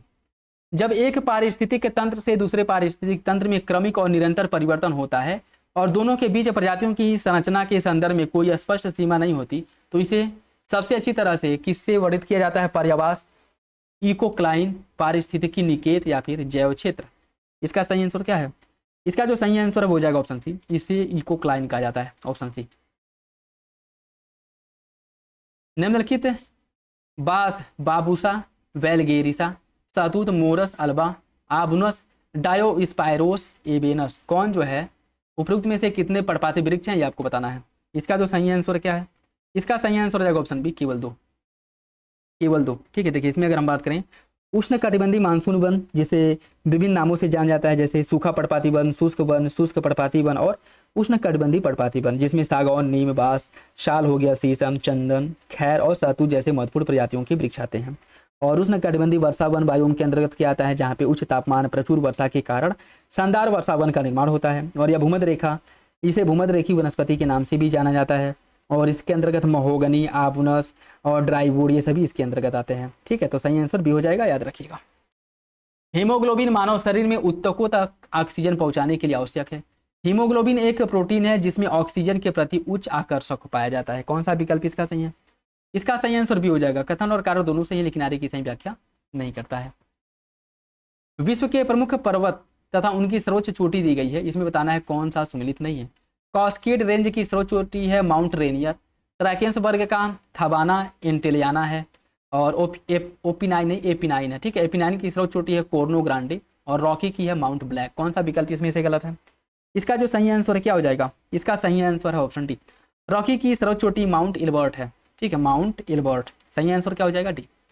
निम्नलिखित में से किस वर्ष वन्यजीव संरक्षण अधिनियम 1972 में संशोधन करके इसमें संरक्षण आगार और समुदाय आगार को जोड़ा गया था। संरक्षण आगार और समुदाय आगार को जोड़ा गया था। किस वर्ष इसमें संशोधन किया गया था? यह संशोधन हुआ था 2002 में। Option C. निम्नलिखित में से कौन भारतमाला परियोजना के बारे के अंतर्गत आता है? सीमा एवं अंतर्राष्ट्रीय संपर्क सड़क, तटीय एवं बंदरगाह संपर्क सड़क, आर्थिक गलियारा सड़क संपर्क, दूर संचार सड़क संपर्क। कौन सा विकल्प इसका सही है? इसका सही आंसर सी हो जाएगा 1, 2, 3 सही है, चौथा गलत। दूर संचार की बात इसमें नहीं कही गई है। कनेक्टिविटी चाहे वो रोड के माध्यम से हो, ठीक है, या जल के माध्यम से हो, बस कनेक्टिविटी प्रदान करना, ठीक है, भारत के अंदर विभिन्न क्षेत्रों में और उसके साथ साथ अंतर्राष्ट्रीय कनेक्टिविटी भी प्रदान करने की बात की गई थी। तो सी इसका सही हो जाएगा, ठीक है, याद रखिएगा, ऑप्शन सी सही है। सूची फर्स्ट को सूची सेकंड से सुमित कीजिए। कुछ प्रदूषक और उसका प्रभाव दिया गया। कैडमियम, कैडमियम से क्या प्रदूषित होता है? कैडमियम से यह श्वसन से संबंधित है, ठीक है, कैडमियम। बेंजीन की बात करें, इससे क्या होता है? इससे जो है रक्त कैंसर होता है। कार्बन मोनोऑक्साइड, कार्बन मोनोऑक्साइड इसे दम घोटू गैस के नाम से जाना जाता है। और फ्लोराइड्स या हरिमहीनता रोग के नाम से इसे जाना जाता है। सही आंसर इसका हो जाएगा ऑप्शन बी, 2, 3, 1, 4। ऊर्जा प्रवाह एक पोषक तत्व के चक्रण में प्राथमिक उत्पादक एवं अपघटकों की विशेष भूमिका होती है। पारिस्थितिक तंत्र के जैविक घटकों में प्रवेश द्वारा प्राथमिक उत्पाद और निकास द्वार पर अपघटक पाए जाते हैं। कौन सा विकल्प इसका सही होगा? इसका ए हो जाएगा। दोनों विकल्प सही, आगे की सही व्याख्या करता है। ऊर्जा प्रवाह एक पोषक तत्व के चक्रण में प्राथमिक उत्पादक एवं अपघटकों की विशेष भूमिका इसमें देखने को मिलती है। पारिस्थितिक तंत्र के जैविक घटकों में प्रवेश द्वार पर प्राथमिक उत्पादक और निकास द्वार पर अपघटक पाए जाते हैं। बात बिल्कुल ठीक है, ये इसका सही हो जाएगा। वायु की जलवाष्प धारण करने की क्षमता उसके तापमान से स्वतंत्र होती है। पृथ्वी की सतह पर प्रत्येक स्थान पर पूर्ण आर्द्रता भिन्न भिन्न होती है। कौन सा विकल्प सही है? इसका सही आंसर भी हो जाएगा। दूसरा सही है, पहला गलत है। पहला गलत क्यों है? वायु की जलवाष्प धारण करने की क्षमता उसके तापमान पर निर्भर करती है। जैसे जैसे तापमान बढ़ेगा, ठीक है, वैसे वैसे जलवाष्प धारण करने की क्षमता भी बढ़ती जाती है, ठीक। निम्नलिखित में से किस गैस को वैश्विक तापन में योगदान देने वाली ग्रीन हाउस गैस माना जाता है? Carbon monoxide, methane, nitrous oxide, chlorofluorocarbon. कौन सा विकल्प इसका सही है? इसका जो सही आंसर हो जाएगा ऑप्शन डी। ये सभी जो है ग्रीन हाउस गैसेस हैं, ठीक है। सही आंसर इसका हो जाएगा आपका ऑप्शन डी। निम्नलिखित देशों पर विचार कीजिए। केंद्रीय अफ्रीकी गणराज्य, दक्षिणी सूडान, तंजानिया और जाम्बिया। इनमें आपको बताना है कितने देश कांगो लोकतांत्रिक गणराज्य डीआरसी के साथ भूमि साझा करते हैं। इसका सही आंसर क्या होगा? इसका जो सही आंसर है वो हो जाएगा आपका ऑप्शन डी। ये सभी साझा करते हैं। निम्नलिखित इकाइयों पर विचार कीजिए। जीवाणु, पराग, कवक और माइट्रस। कितनी इकाइयां जैविक प्रदूषक हो सकती हैं? इसका सही आंसर डी है। ये सभी जो है जैविक प्रदूषक हो सकते हैं। ऑप्शन डी हो जाएगा। कौन सा युग्म इसमें बताना है सही सुमिलित है? अवतल लेंस दरवाजे में जासूसी के दरवाजे में जो छोटा सा छेद होता है उसमें लगाया जाता है ना शीशा, उसमें अवतल लेंस लगता है। उत्तल लेंस आवर्धक कांच और अवतल दर्पण में सौर भट्ठी, उत्तल दर्पण पश्च दृश्य दर्पण। कौन सा विकल्प सही है? इसका सही आंसर क्या होगा? इसका जो सही आंसर है वो हो जाएगा ऑप्शन डी। सभी विकल्प सही है, ऑप्शन डी। भारतीय संविधान को जीवित दस्तावेज कहे जाने का मुख्य कारण क्या है? भारतीय संविधान को कहा जाता है जीवित दस्तावेज, और इसके पीछे रीजन क्या है? इसके पीछे रीजन है कि इसे बदलती परिस्थितियों के अनुरूप संशोधित और विकसित किया जा सकता है। जैसे जैसे मतलब समाज बदलता है और बदलाव होते हैं, वैसे वैसे संविधान में संविधान संशोधन के माध्यम से बदलाव होता रहता है, इसलिए इसे जीवित संविधान कहा जाता है या जीवित दस्तावेज। फरवरी 2025 में भारत की पहली समर्पित ग्लोबल कैपेबिलिटी सेंटर जीसीसी की नीति 2025 का अनावरण किया गया। इसका अनावरण मध्य प्रदेश सरकार द्वारा किया गया है। कौन सा विकल्प इसमें से गलत है? गलत विकल्प का चयन करना है। इसका सही आंसर क्या है? इसका सही आंसर डी हो जाएगा, अर्थात दोनों विकल्प सही है, कोई गलत नहीं है। मार्च 2025 में भारतीय सेना द्वारा चलाए गए ऑपरेशन ब्रह्मा का उद्देश्य निम्नलिखित में से क्या था? ऑपरेशन ब्रह्मा किस उद्देश्य से चलाया गया था? इसे चलाया गया था म्यांमार में जो भूकंप आया था उसके बाद मानवीय सहायता के लिए ऑपरेशन ब्रह्मा चलाया गया था। ऑप्शन ए हो जाएगा। कौन सा विकल्प इसमें सही सुनिश्चित नहीं है? 8वां हिंद महासागर सम्मेलन 2025 का आयोजन मस्कट में हुआ था। बायोफैज 2025 का आयोजन हुआ था न्यूरेमबर्ग में। प्रकृति 2025 का आयोजन हुआ था नई दिल्ली में। और गल्फ फूड का आयोजन अबू धाबी में हुआ था। कौन सा विकल्प इसमें से गलत है? इसका जो सही आंसर है वो डी हो जाएगा। गल्फ फूड अबू धाबी में नहीं हुआ था। कहाँ पे हुआ था? यह हुआ था दुबई में, दुबई में, ठीक है, तो यही गलत है। नेक्स्ट देखिए, कुछ पुरस्कार हैं और व्यक्ति हैं। 59वां ज्ञानपीठ पुरस्कार किसे दिया गया है? 59वां ज्ञानपीठ पुरस्कार जो है यह दिया गया है विनोद कुमार शुक्ला को। व्यास सम्मान 2024 दिया गया है सूर्यबाला को। सरस्वती सम्मान 2024 दिया गया है साधु भद्रेश दास को, साधु भद्रेश दास। और साहित्य अकादमी हिंदी सम्मान 2024 दिया गया है गगन गिल को। इसका जो सही आंसर है वो सी हो जाएगा 2341। प्रसिद्ध फिल्म अभिनेता मनोज कुमार का निधन अप्रैल 2025 में हो गया। निम्नलिखित में से उनके बारे में बताना है कौन सा विकल्प सही है। 1992 में इन्हें राष्ट्रीय फिल्म पुरस्कार से सम्मानित किया गया था। 2018 में इन्हें दादा साहब फाल्के पुरस्कार दिया गया था। सही आंसर क्या है? सही आंसर इसका ये हो जाएगा, पहला सही है दूसरा गलत है। दूसरा गलत क्यों है? क्योंकि इन्हें जो दादा साहब फाल्के पुरस्कार प्राप्त हुआ था 2018 में नहीं 2015 में। ठीक है, ऑप्शन ए सही है। स्वावलंबनी कार्यक्रम के बारे में देखिए, फरवरी 2025 में इसका प्रारंभ महिला एवं बाल विकास मंत्रालय द्वारा नीति आयोग के सहयोग से किया गया। इसका प्रारंभ पूर्वोत्तर के 2 राज्यों मेघालय और असम में किया गया। कौन सा विकल्प इसका सही है? इसका सही आंसर हो जाएगा बी। दूसरा सही है, पहला गलत है। ठीक है, इसमें पूछा है कौन सही है, तो दूसरा सही है, पहला गलत है। पहला गलत क्यों है? स्वावलंबनी का प्रारंभ कौशल विकास एवं उद्यमिता मंत्रालय द्वारा नीति आयोग के सहयोग से किया गया था। महिला विकास मंत्रालय नहीं है। ठीक है, क्या है? कौशल विकास और उद्यमिता मंत्रालय, ऑप्शन बी। मार्च 2025 में स्विस कंपनी IQ एयर अपनी 7वीं वार्षिक विश्व वायु गुणवत्ता रिपोर्ट 2024 इसके द्वारा प्रकाशित किया गया। इस रिपोर्ट में मयांगयूज प्यूर्टोरिको को सबसे स्वच्छ महानगरीय क्षेत्र घोषित किया गया है। और इस रिपोर्ट के अनुसार विश्व का सबसे प्रदूषित शहर बर्निहट मेघालय में है। कौन सा विकल्प सही है? इसका जो सही आंसर है क्या है वो आपका सी हो जाएगा। दोनों विकल्प सही है। नवीनतम नियुक्ति और व्यक्ति दिए गए हैं। विदेश मंत्री, कनाडा के विदेश मंत्री किसे बनाया गया है? कनाडा का विदेश मंत्री बनाया गया है अनीता आनंद को। ठीक है, और अध्यक्ष प्राक्कलन समिति का अध्यक्ष किसे बनाया गया है? प्राक्कलन समिति के अध्यक्ष हैं संजय जायसवाल। चांसलर, जर्मनी का चांसलर इसमें कौन है? वो है फ्रेडरिक मर्ज। और अंतर्राष्ट्रीय सौर गठबंधन के अध्यक्ष हैं आशीष खन्ना। इसका सही आंसर 2143 ये हो जाएगा।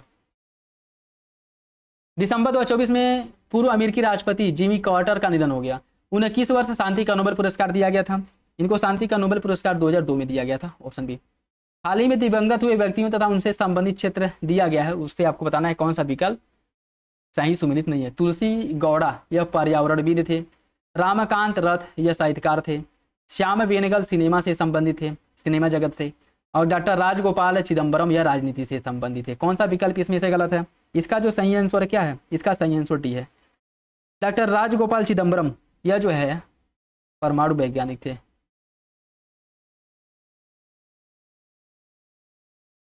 ठीक है, तो डी गलत है। 2025 के प्रथम नौसेना के कमांडरों के सम्मेलन के संबंध में देखिए, इस सम्मेलन का आयोजन कर्नाटक में हुआ था। प्रधानमंत्री नरेंद्र मोदी ने इस सम्मेलन का उद्घाटन किया था। कौन सा विकल्प सही है? इसका सही आंसर है, पहला सही दूसरा गलत है। अगर नौसेना के कमांडरों की बात है तो जाहिर सी बात है, इसकी अगर हम बात करें, इसका जो है जो उद्घाटन है रक्षा मंत्री द्वारा किया गया था, फिर सेना के कमांडर द्वारा किया जाता है या फिर रक्षा मंत्री द्वारा? रक्षा मंत्री राजनाथ सिंह ने किया था। ठीक है, रक्षा मंत्री राजनाथ सिंह ने। सही आंसर इसका जो है वो आपका ये हो जाएगा, पहला सही है दूसरा गलत। सूची फर्स्ट को सूची सेकंड से सम्मिलित कीजिए। कुछ वैश्विक रिपोर्ट दिए गए हैं, भारत का स्थान दिया गया है। वैश्विक खुशहाली रिपोर्ट में भारत इसमें जो है 2025 118वें नंबर पे है। भ्रष्टाचार धारणा सूचकांक 2024 में भारत जो है 96वें नंबर पे है। हेनले पासपोर्ट इंडेक्स में भारत की रैंकिंग 50वीं है। यह बदलता रहता है क्योंकि हर 3 महीने पे जारी होता है, तो यह हो सकता है कि एग्जाम तक चेंज हो जाए। ठीक है, और वैश्विक आतंकवाद रिपोर्ट 2025 में भारत 14वें नंबर पे है। इसका सही आंसर भी हो जाएगा 4123।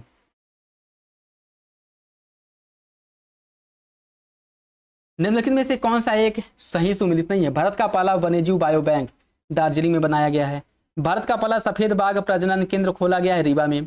भारत का पहला द्विमुखी सौर संयंत्र दिल्ली में है। भारत का पहला कांच का पुल हिमाचल प्रदेश में। कौन सा विकल्प इसमें से गलत है? इसका जो सही आंसर है वो हो जाएगा ऑप्शन डी। भारत के पहले कांच का पुल कहाँ बनाया गया है? इसका जो उद्घाटन किया गया है कन्याकुमारी में, जिसे ग्लास ब्रिज के नाम से जानता है। कन्याकुमारी में, कहाँ पे?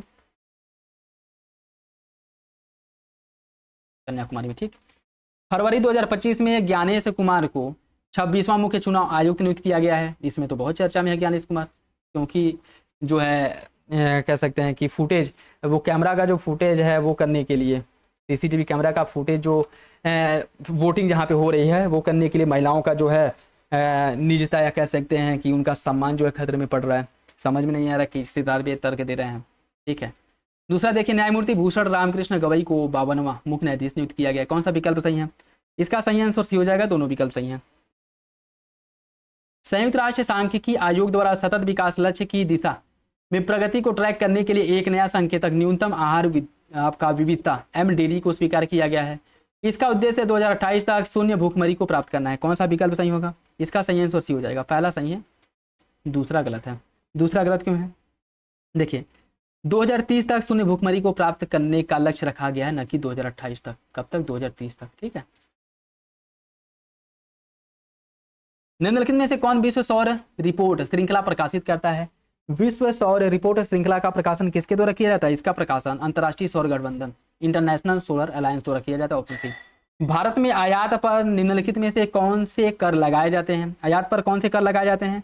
आयात पर जो कर लगाया जाता है कौन कौन लगाया जाता है? सीमा शुल्क, एकीकृत माल और सेवा कर IGST, केंद्रीय माल और सेवा कर CGST। कौन सा कर लगता है इस पर? सीमा शुल्क और एकीकृत माल और सेवा GST लगता है। ठीक है, सही आंसर सी हो जाएगा। हाल ही में निम्नलिखित में से किस देश द्वारा पर्यावरणीय स्थिरता में योगदान देने वाले व्यक्तियों को 10 साल रेजिडेंसी प्रदान करने हेतु ब्लू वीजा प्रणाली का पहला चरण पेश किया गया है? किसके द्वारा पेश किया गया है? यह पेश किया गया है UAE द्वारा। UAE द्वारा। ठीक है, ऑप्शन नहीं हो जाएगा।